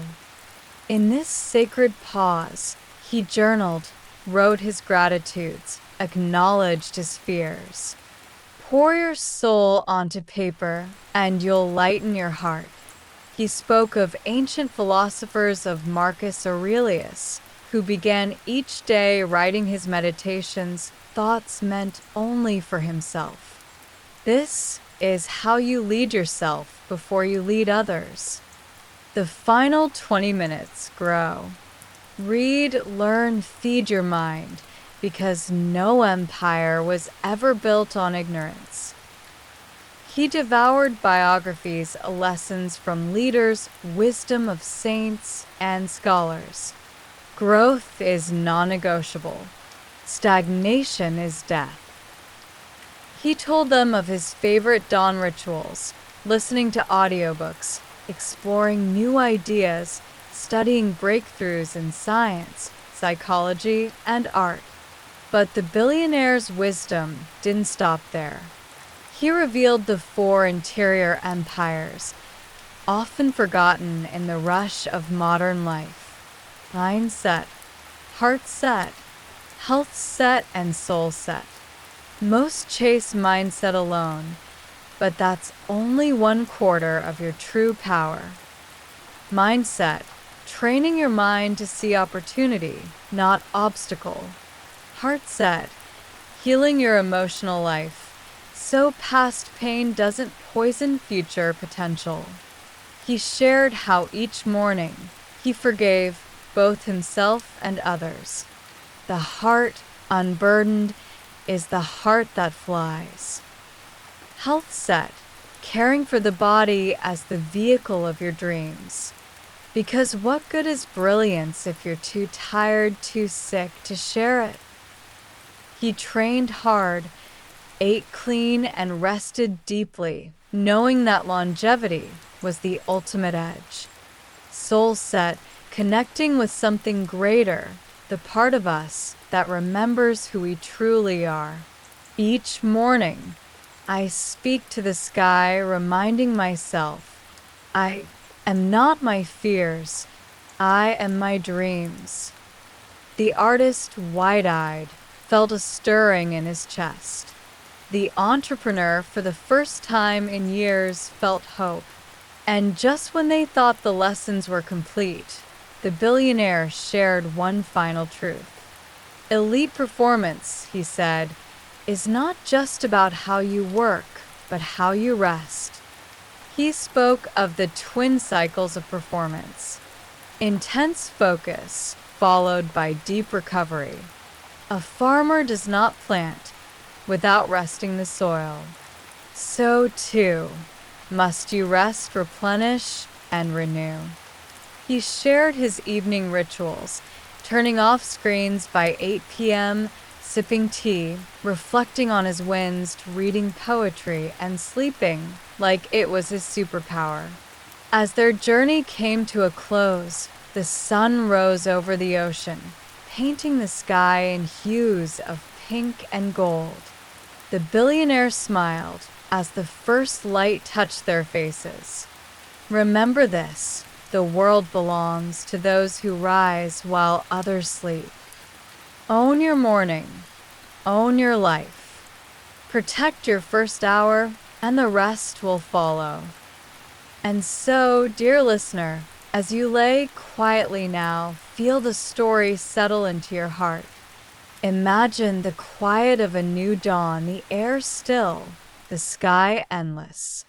See yourself rising while the world sleeps, moving, breathing, reflecting, growing. Because within those hours lies the power to shape your destiny. And now, as sleep takes you gently, remember the final words whispered from the Midnight Library. Good night and sweet dreams.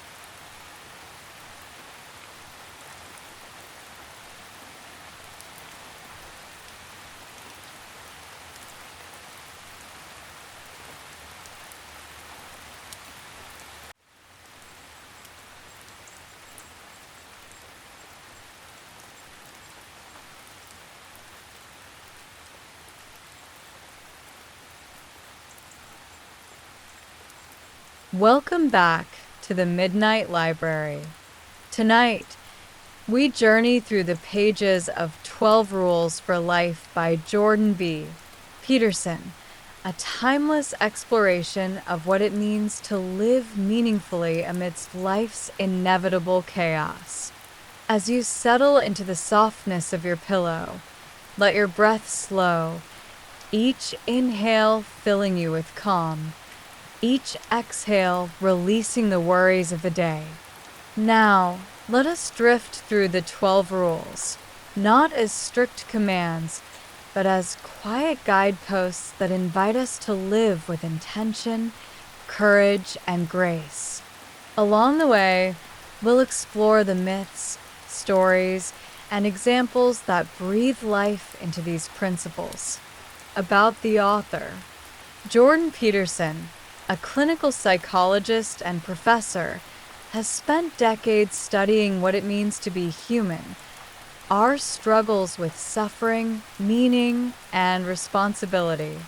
Drawing from ancient myths, biblical stories, and psychological insights, he offers us these 12 rules as anchors, as lighthouses, to help us chart a steady course through the unpredictable seas of life. And so, our story begins. Rule 1. Stand up straight with your shoulders back. We start with a simple physical act, posture. In the animal kingdom, lobsters fight for dominance. Victors expand, their bodies tall, their movements fluid. Defeated lobsters shrink, chemically altered, curling inward with lowered eyes. Humans, too, react to the world based on how we carry ourselves. Drooping shoulders tell your mind you are small, that you should avoid risk. But a lifted head, a proud chest, this changes everything. In moments of difficulty, a job interview, a tough conversation, a new challenge, imagine yourself upright, grounded, unshaken. Just like the lobsters, your body will tell your mind, I can handle this. Rule 2. Treat yourself like someone you are responsible for helping. If your beloved pet was ill, you'd rush to the vet, fill the prescription, care tenderly for their recovery. Yet how often do we neglect our own well-being, skipping meals, dismissing sleep, ignoring the quiet voice asking for care? This rule is simple, but transformative. See yourself as someone worth caring for. Cook nourishing meals. Rest deeply. Offer yourself patience when you fall short. Remember, you are not less worthy than those you love. You deserve your own kindness. Rule 3. Make friends with people who want the best for you. Friendship shapes our lives. And yet, many drift through relationships with those who diminish rather than elevate. Peterson shares the story of a childhood friend, bright, full of potential, who fell in with the wrong crowd. Years later, bitterness and resentment had replaced his youthful dreams. We've all seen it. The colleague who resents ambition, the friend who scoffs at dreams, pulling us downward. But real friends, the good ones, celebrate your victories, challenge you when you falter, and walk beside you as you grow. Ask yourself tonight, who cheers for your success? And who prefers you small? Seek the former. Gently step away from the latter. Rule 4. Compare yourself to who you were yesterday, not to who someone else is today. In this age of endless comparison, where social media shows us the highlight reels of millions, it is easy to feel small. But the true measure of progress is personal. Who were you yesterday? Last year? 5 years ago, maybe you've faced heartbreak but learned resilience. Perhaps you've battled anxiety but showed up anyway. Celebrate these wins. Growth is often invisible, quiet, steady, unfolding slowly like a sunrise. Remember the story of the mountain climber. The summit seems distant, but when they turn around, they see how far they've come. Do the same. See your own ascent. Rule 5. Do not let your children do anything that makes you dislike them. Parenting, the sacred task of guiding a young soul toward adulthood. It's tempting to avoid conflict, to let tantrums pass, to dismiss bad behavior as a phase. But children, wild and wonderful, crave boundaries. Imagine a child left to their own devices. No rules, no limits. They grow feral, lonely, unloved, not because no one cared, but because no one taught them how to live among others. Teach your children, gently, firmly, that kindness matters, that actions have consequences, and that they are capable of goodness. Raise them to be people you are proud of and that the world is grateful to know. Rule 6. Set your house in perfect order before you criticize the world. The world is filled with injustice, war, corruption, cruelty. It's easy to blame, to point fingers outward, but Rule 6 turns the gaze inward. Before changing the world, clean your room, pay your debts, heal what is broken close to you. Alexander Solzhenitsyn, imprisoned unjustly in Soviet labor camps, did not curse the world. He reflected, what choices led me here? How can I still do good? His writings exposed the evils of the Gulag system, changing the world not with blame, but with courage. Tonight, think, what small thing can you set right tomorrow? Rule 7. Pursue what is meaningful, not what is expedient. The monkey and the cookie jar, a simple tale of greed. The monkey is caught, not by his captors, but by his own refusal to let go of what feels good now. We are all that monkey sometimes, clinging to comfort, avoiding sacrifice. But meaning, deep, soul-filling meaning, comes from choosing what is hard, from sacrificing what is easy. The parent who wakes at night for their child, the artist who labors over their craft, the student who studies late for a distant goal. Tonight, consider, what are you holding on to that keeps you trapped? What might you release to rise higher? Rule 8. Tell the truth, or at least don't lie. Lies are heavy. They grow until even we cannot tell where the truth ends and the story begins.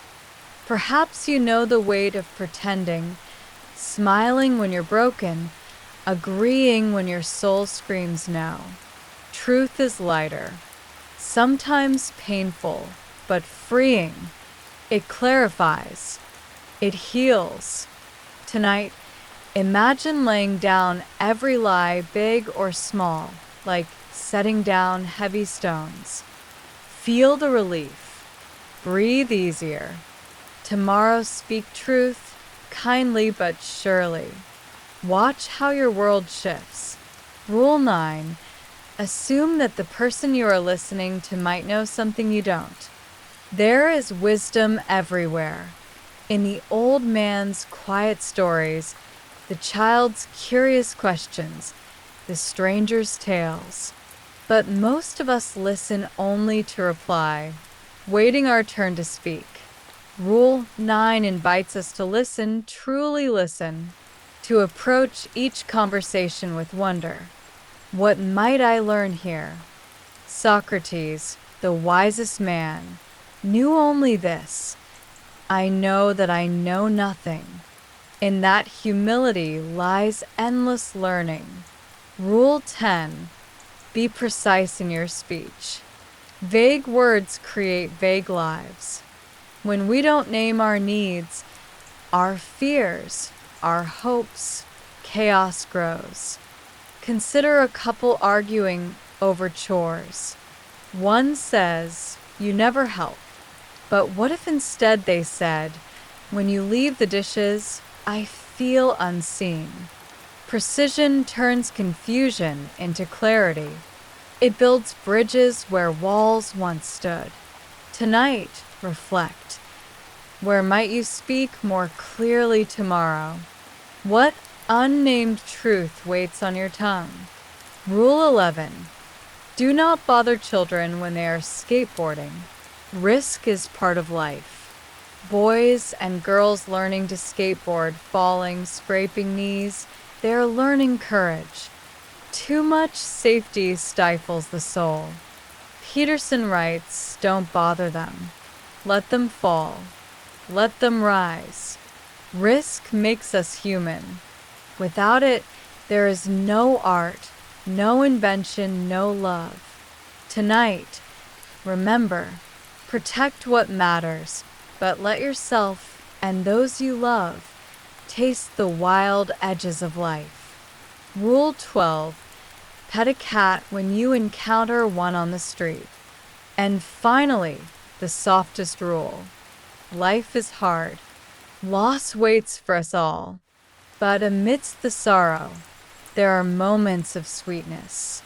A cat on the sidewalk, a golden sunset, laughter shared over coffee.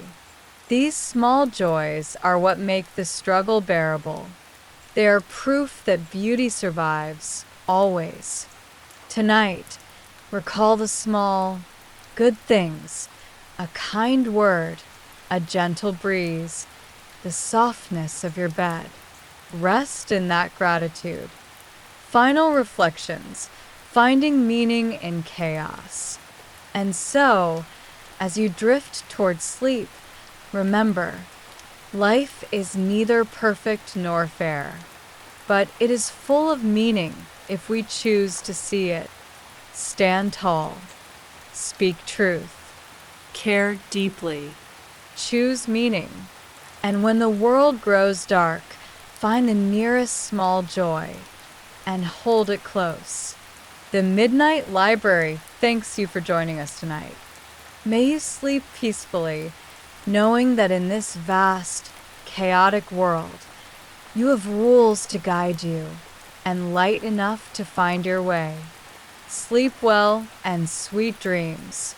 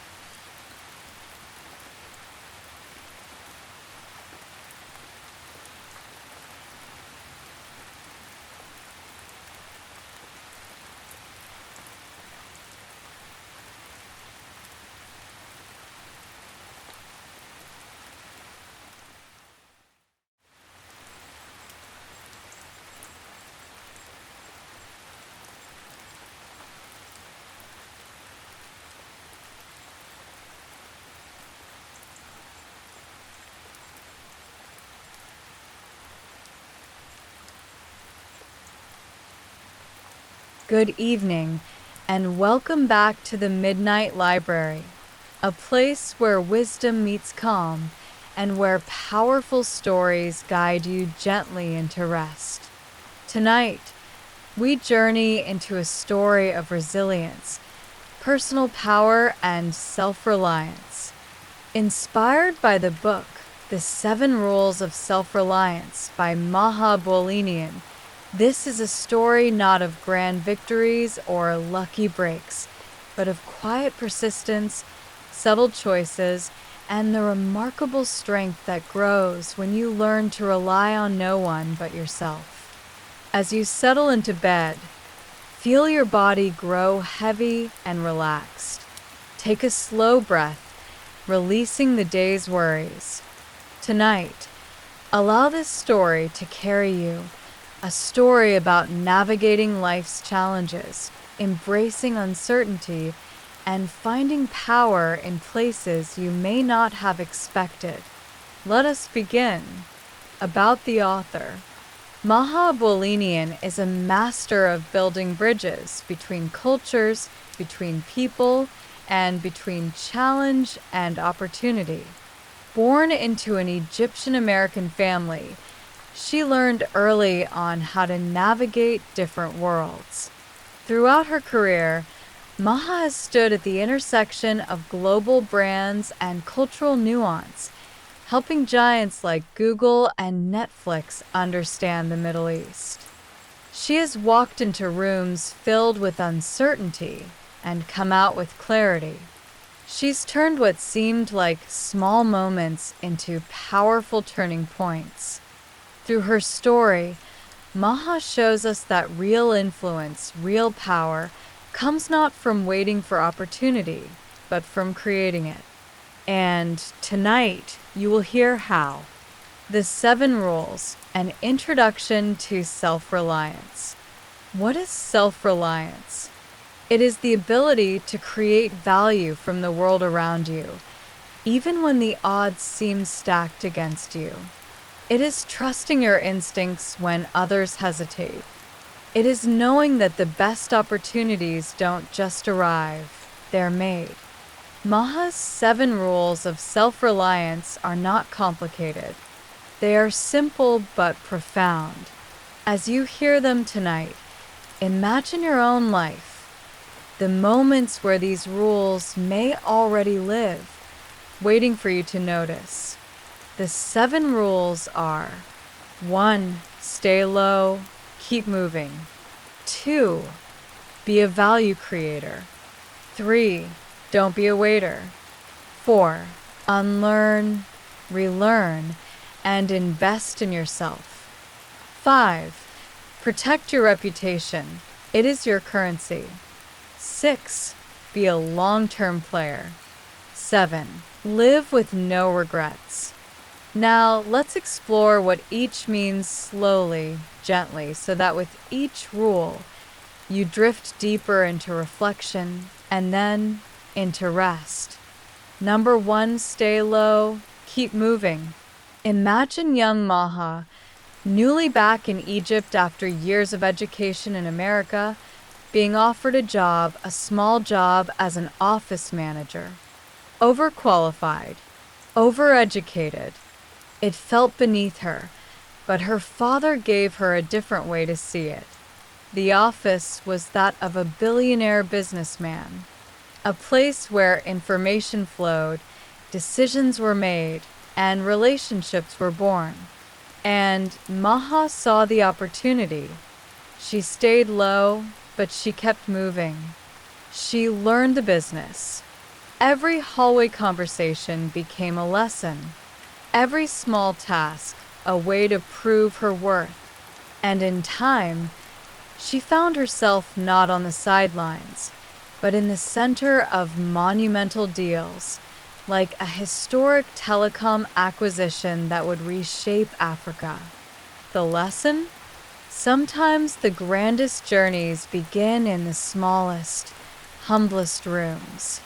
True self-reliance means being willing to start anywhere, knowing that forward is forward, no matter how small the step. Number 2, be a value creator. As you breathe deeply, think about this. In every situation, you have 2 choices. You can wait for someone to give you value, or you can create it yourself. Maha learned this working with Gary Vaynerchuk. Without being asked, she studied his business.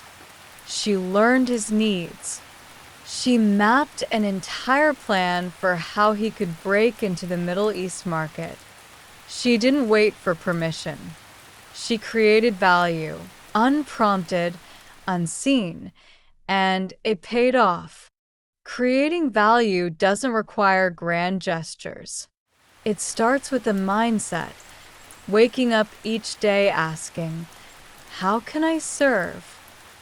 Not out of desperation, but out of strength. Because those who create value become invaluable. Number 3, don't be a waiter. In life, many sit by, waiting for their turn, waiting for the right moment, the right person, the perfect opportunity. But Maha's rule is simple: don't wait. She proved this at the NFL's Super Bowl radio row. Others stuck to the script, interviewing athletes. Maha saw something more, an opportunity to create viral content, to build stories that would resonate far beyond the stadium. She moved first, acted fast, created magic. The truth is, those who wait often wait forever. But those who move, those who act, are the ones the world remembers. Number 4, unlearn, relearn, and invest in yourself. As the world shifts, so too must you. Maha learned this the hard way, in the heart of the Arab Spring. One of Google's marketing managers helped spark the revolution, unknowingly dragging the global company into chaos. The old rules of public relations of corporate silence no longer applied. Maha and her team had to unlearn what they knew and quickly learn new ways to lead, to connect, and to care. They trained journalists. They launched new products in Arabic. They proved that in the face of change, those who survive are not the strongest, but the most adaptable. Invest in yourself. Learn, unlearn, and learn again, because growth never ends. Number 5, your reputation is your currency. Reputation is quiet. It is built not when people watch, but when no one does. It is your currency, and you carry it everywhere. Maha guarded hers fiercely. She knew that each action, each word, each choice, added to or took from her invisible bank. The people you trust, the promises you keep, the kindness you show, they build something greater than money. They build a name. And in the end, your name will open doors that no resume can. Number 6, be a long-term player. The most powerful players in life are the ones who see beyond the now. They are patient, strategic, willing to plant seeds they may never see bloom. Maha learned this caring for her parents, her father with ALS, her mother with multiple sclerosis. For over a decade, she managed teams of nurses, building a private medical system around them while building her business. She didn't choose between the two. She played the long game, balancing grief and ambition, knowing that what she built in those years would outlast any temporary reward. Long-term players don't chase wins. They build legacies. And finally, the deepest lesson of all. Number 7, live with no regrets. Life will challenge you. It will hurt you. It will test you. But every scar, every story becomes part of your strength. Maha learned to see every moment, even the hardest ones, as a gift, a chance to learn, a chance to grow. She transformed simple acts, like turning apricot juice into ice cubes so her father could taste Ramadan again, into moments of love, memory, and resilience, live with no regrets. Your story is unfolding exactly as it should. Final reflections. What machines cannot do. As you drift further now, there is one more truth to leave you with. We exist in a world of algorithms, of machines that learn, that calculate, that predict. But no machine can feel what you feel. No technology can build the quiet trust, the deep relationships, the human strength that self-reliance creates. The future does not belong to the fastest or the smartest, but to those who know who they are. Those who can create value, weather storms, and walk their own path, steady and unshaken. And so, as you sleep, remember this. You are stronger than you know. Your greatest skills are not those you list on a resume, but those that live quietly inside you. Your patience, your kindness, your willingness to begin, again and again, no matter how many times the world changes. That is self-reliance. Good night from the Midnight Library. Thank you for joining us tonight. Wherever you are, in a quiet room, a bustling city, or a distant place, know that you carry within you the tools to shape your future. Rest now, peacefully, and when you wake, carry these lessons with you. We'll see you tomorrow for another journey. Good night and sweet dreams.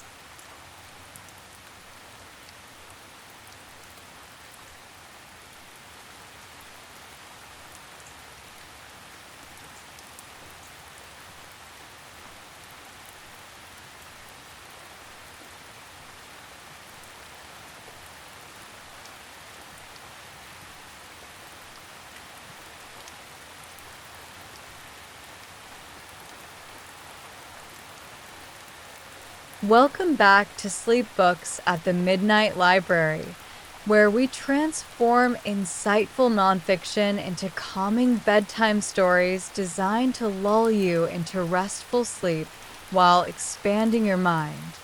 Tonight, we'll explore the art of harnessing your attention with Hyperfocus by Chris Bailey. Imagine discovering a way to cut through distractions and unlock your full potential without burning out. It's a concept that could transform the way you work and think. As we drift into tonight's story, let your thoughts slow down and your mind begin to soften. Feel the weight of the day slip from your shoulders as each breath carries you closer to a state of calm.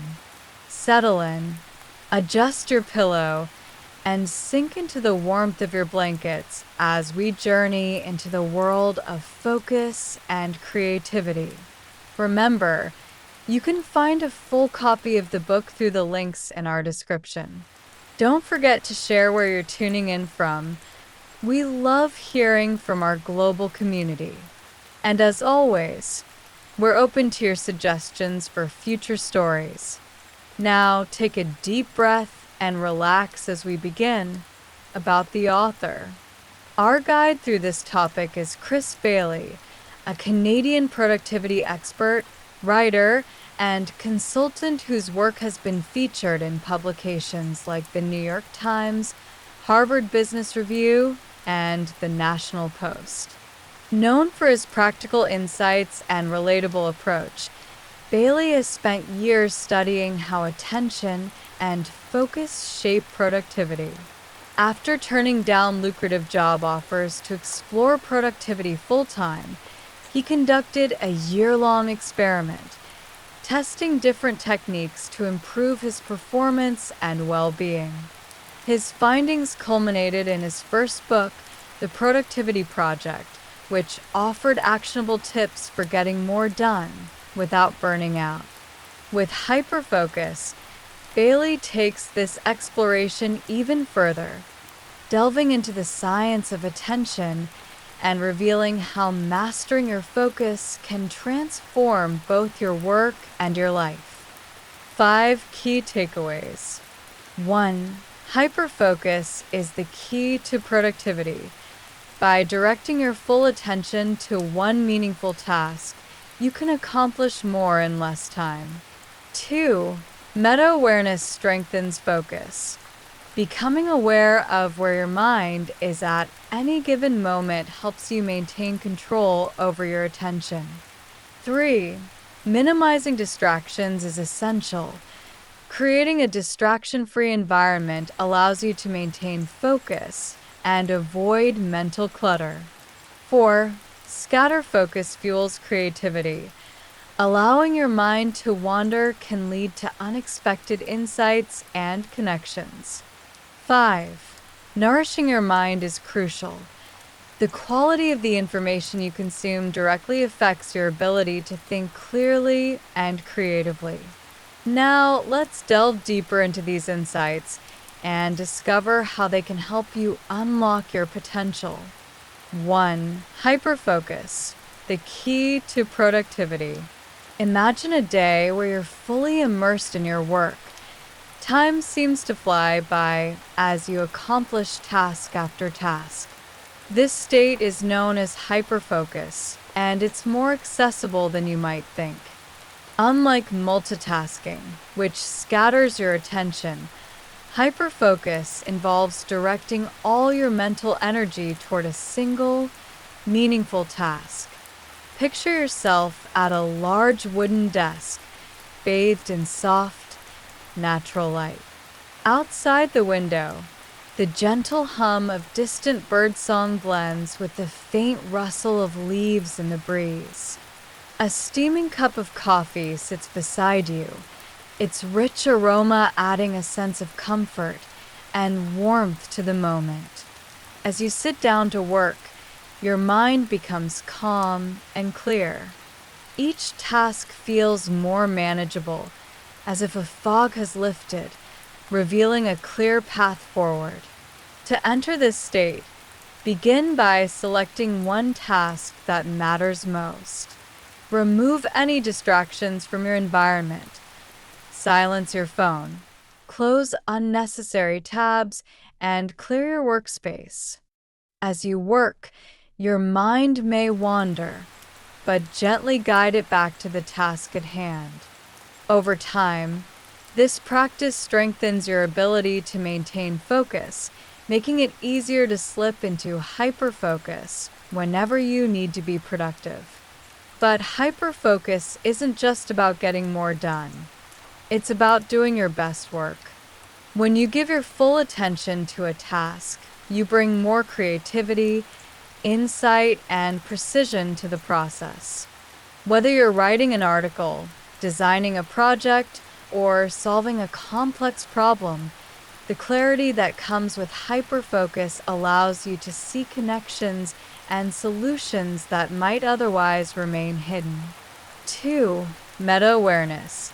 Strengthening your focus. Picture your mind as a spotlight, illuminating whatever you direct it toward. Meta-awareness is the ability to notice where your spotlight is pointing and adjust it as needed. Often, our thoughts drift without us realizing it. Daydreams, worries, and random memories compete for our attention. By practicing meta-awareness, you become more conscious of these distractions, allowing you to refocus before your mind wanders too far. Imagine sitting by a tranquil lake, its surface smooth and still, reflecting the sky above. Each thought that drifts into your mind is like a pebble dropped into the water, creating ripples that spread outward. Meta-awareness allows you to notice these ripples without becoming lost in them. You simply acknowledge each thought, then gently guide your focus back to the present moment. Try setting a gentle reminder, perhaps a chime every hour, to pause and ask yourself, where is my attention right now? If your thoughts have drifted, simply guide them back to the task at hand. This simple habit strengthens your ability to stay present, enhancing both your productivity and sense of control. Over time, you'll find that your mind becomes more resilient, better able to resist distractions and maintain focus even in challenging situations. 3. Minimizing distractions, creating a focus-friendly environment. Distractions are the enemy of focus. Whether it's the ping of a notification or the lure of social media, even small interruptions can break your concentration. The solution is to proactively eliminate potential distractions before you begin working. Imagine preparing your space as if you're creating a sanctuary for your mind.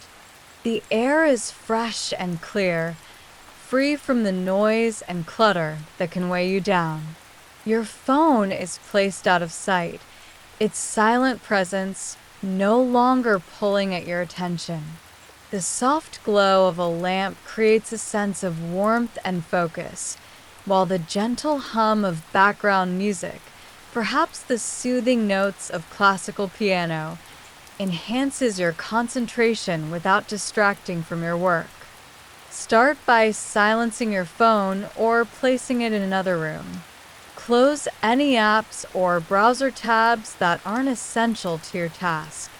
If email is a constant source of interruption, check it only at designated times rather than leaving it open all day. For internal distractions, those stray thoughts that pop up uninvited, try jotting them down in a notebook to clear them from your mind. By creating a distraction-free environment, you make it easier to maintain focus and accomplish more in less time. This practice is especially important in today's digital world, where countless apps and platforms are designed to capture and hold your attention. By reclaiming control over your environment, You create a space where your mind can thrive, free from the constant pull of notifications and endless scrolling. 4. Scatter focus. Unlocking creativity through mind wandering. While hyperfocus is essential for productivity, it's not the only way to use your attention.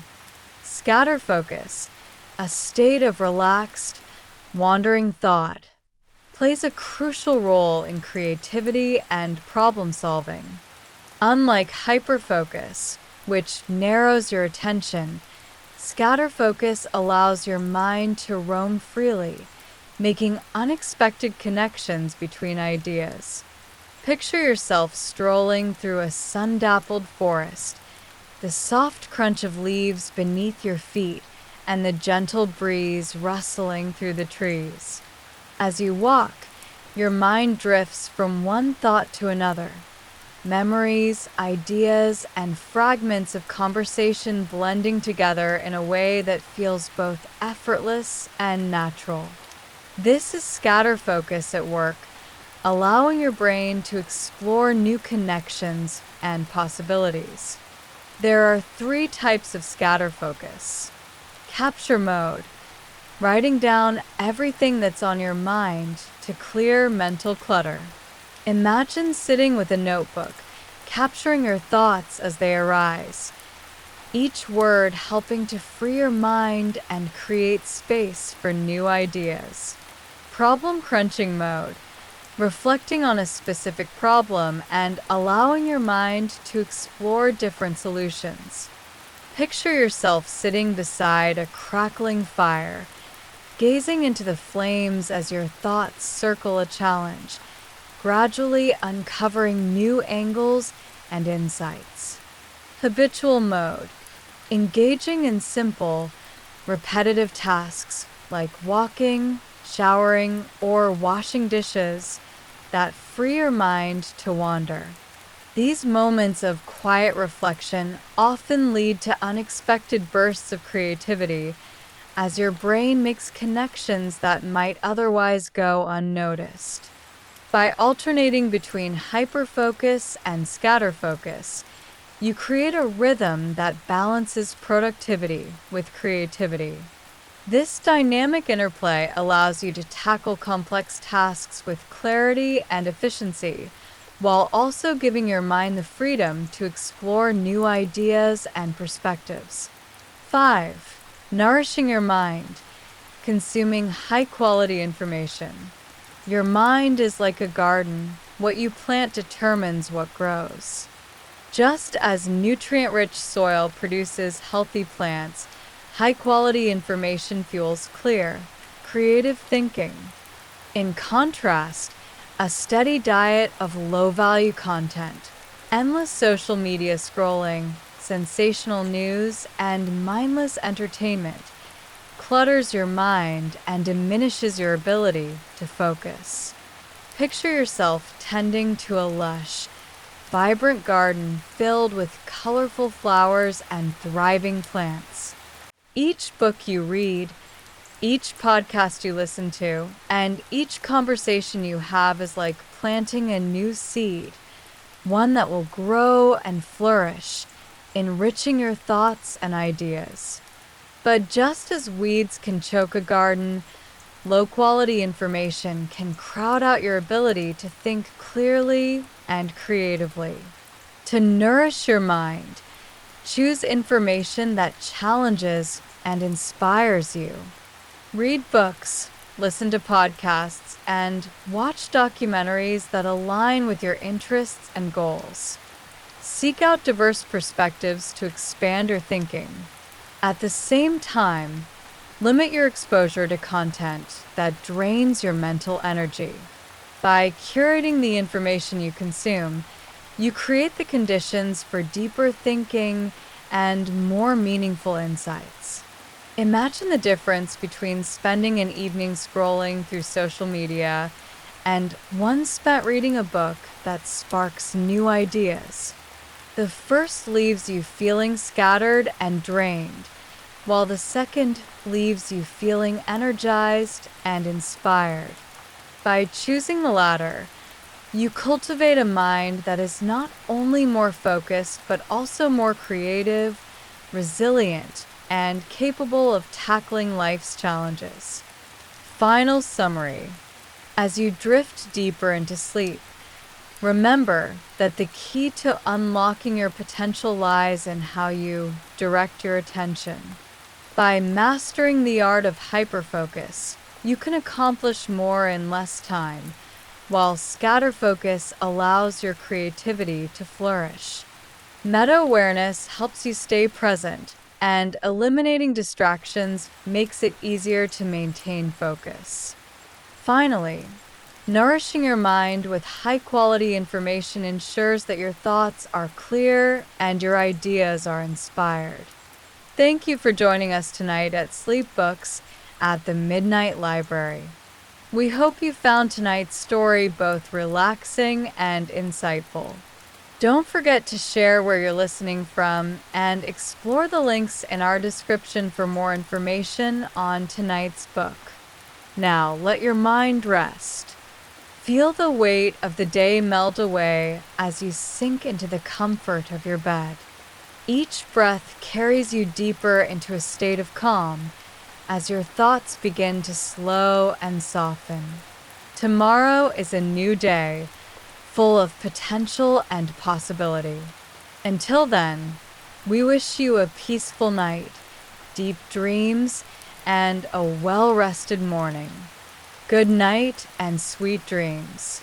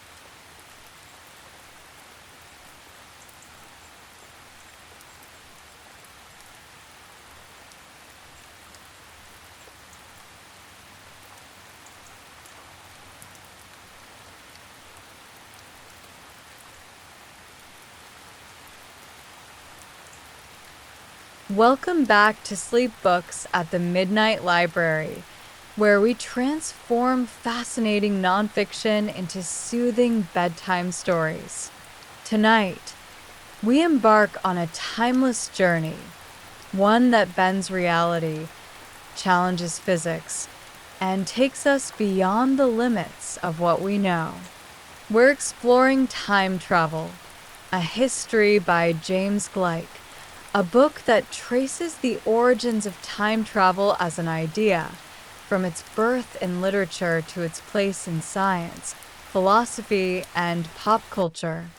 As you settle into bed, allow your mind to drift. Imagine stepping into a mysterious time machine, one that could take you anywhere, to the past to witness history unfold, or to the future to glimpse the unknown wonders ahead. Would you visit the roaring 1920s to dance at a jazz club? Would you walk the streets of ancient Rome, surrounded by emperors and gladiators? Or perhaps you'd leap forward 1,000 years to see a world transformed by technology and interstellar exploration? Tonight, we will gently explore the history, paradoxes, and possibilities of time travel, all while helping you relax, unwind, and drift into deep sleep. If you'd like to read the full book, links are in the description below. And if you have suggestions for future sleep stories, we'd love to hear them. Now close your eyes, let your breathing slow, and allow your thoughts to float through time itself. About the author, James Gleick. James Gleick is a renowned science historian and writer, known for his ability to explain complex scientific concepts in a way that is gripping and accessible. His books explore chaos theory, physics, and the evolution of scientific thought, earning him multiple Pulitzer Prize nominations. In Time Travel, a History, Gleick takes us on an intellectual adventure, unraveling the ways in which humanity has imagined, explored, and debated the very nature of time itself. His work invites us to think differently about the past, the future, and the present moment, and tonight, we will let those ideas guide us into a peaceful and dreamy state of mind. The 5 key takeaways from the book. 1. Time travel is a relatively new concept in human history. While myths and legends hinted at glimpses into the future, the idea of physically moving through time only emerged a little over a century ago, popularized by H.G. Wells' The Time Machine, 1895. 2. Time travel has rules, and those rules create paradoxes. Over the years, writers and scientists have developed guidelines for how time travel might work, leading to fascinating paradoxes and logical challenges. 3. Einstein's theories changed how we think about time. Before Albert Einstein, time was seen as a constant, moving forward at the same speed for everyone. His theories of relativity revealed that time is flexible. It slows down when you travel faster. 4. Time travel creates paradoxes that challenge logic and causality. The famous grandfather paradox and butterfly effect highlight the mind-bending problems that come with changing the past. 5. We time travel every day through memory, literature, and technology. While physical time travel may not exist, we do it mentally all the time by remembering the past, imagining the future, and even using the internet. Now, let's explore these ideas in more depth and allow your mind to drift into the timeless rhythm of sleep. Exploring these key takeaways in detail. 1. Time travel is a new but powerful idea. Time travel feels like something that has always been part of human imagination, yet, for most of history, it didn't exist as a concept. Ancient civilizations believed in fate and prophecy, where the future was predetermined. But the idea of moving through time like space, backward and forward at will, was unheard of. Then, in 1895, H.G. Wells wrote The Time Machine, and everything changed. Wells imagined time as a flowing river, one that could be navigated with the right technology. Suddenly, time travel wasn't just a dream, it was a possibility.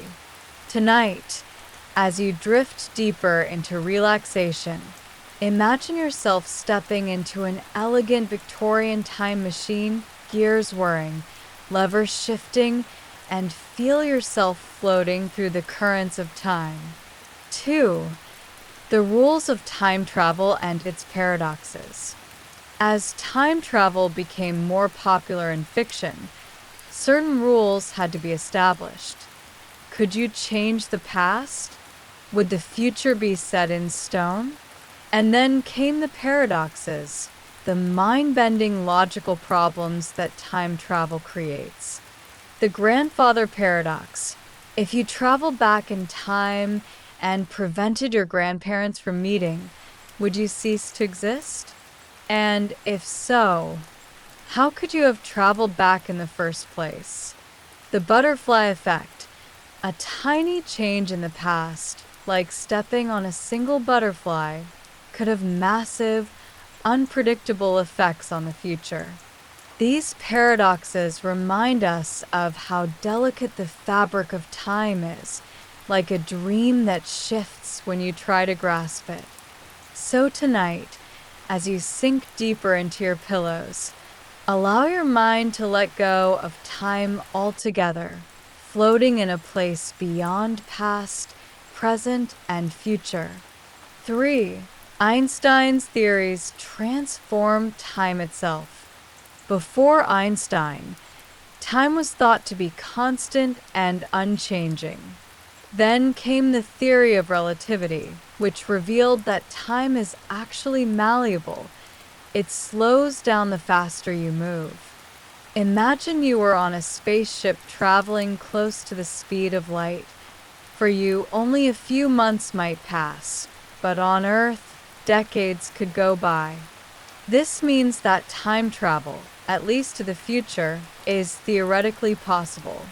Tonight, imagine yourself drifting through the cosmos, watching the stars blur into streaks of light as time slows, and you drift further into a peaceful sleep. 4. The paradoxes of time travel challenge reality. If time travel were possible, wouldn't we already have visitors from the future? Stephen Hawking once humorously suggested that if time travel exists, we should throw a party and invite people from the future to attend. No one showed up.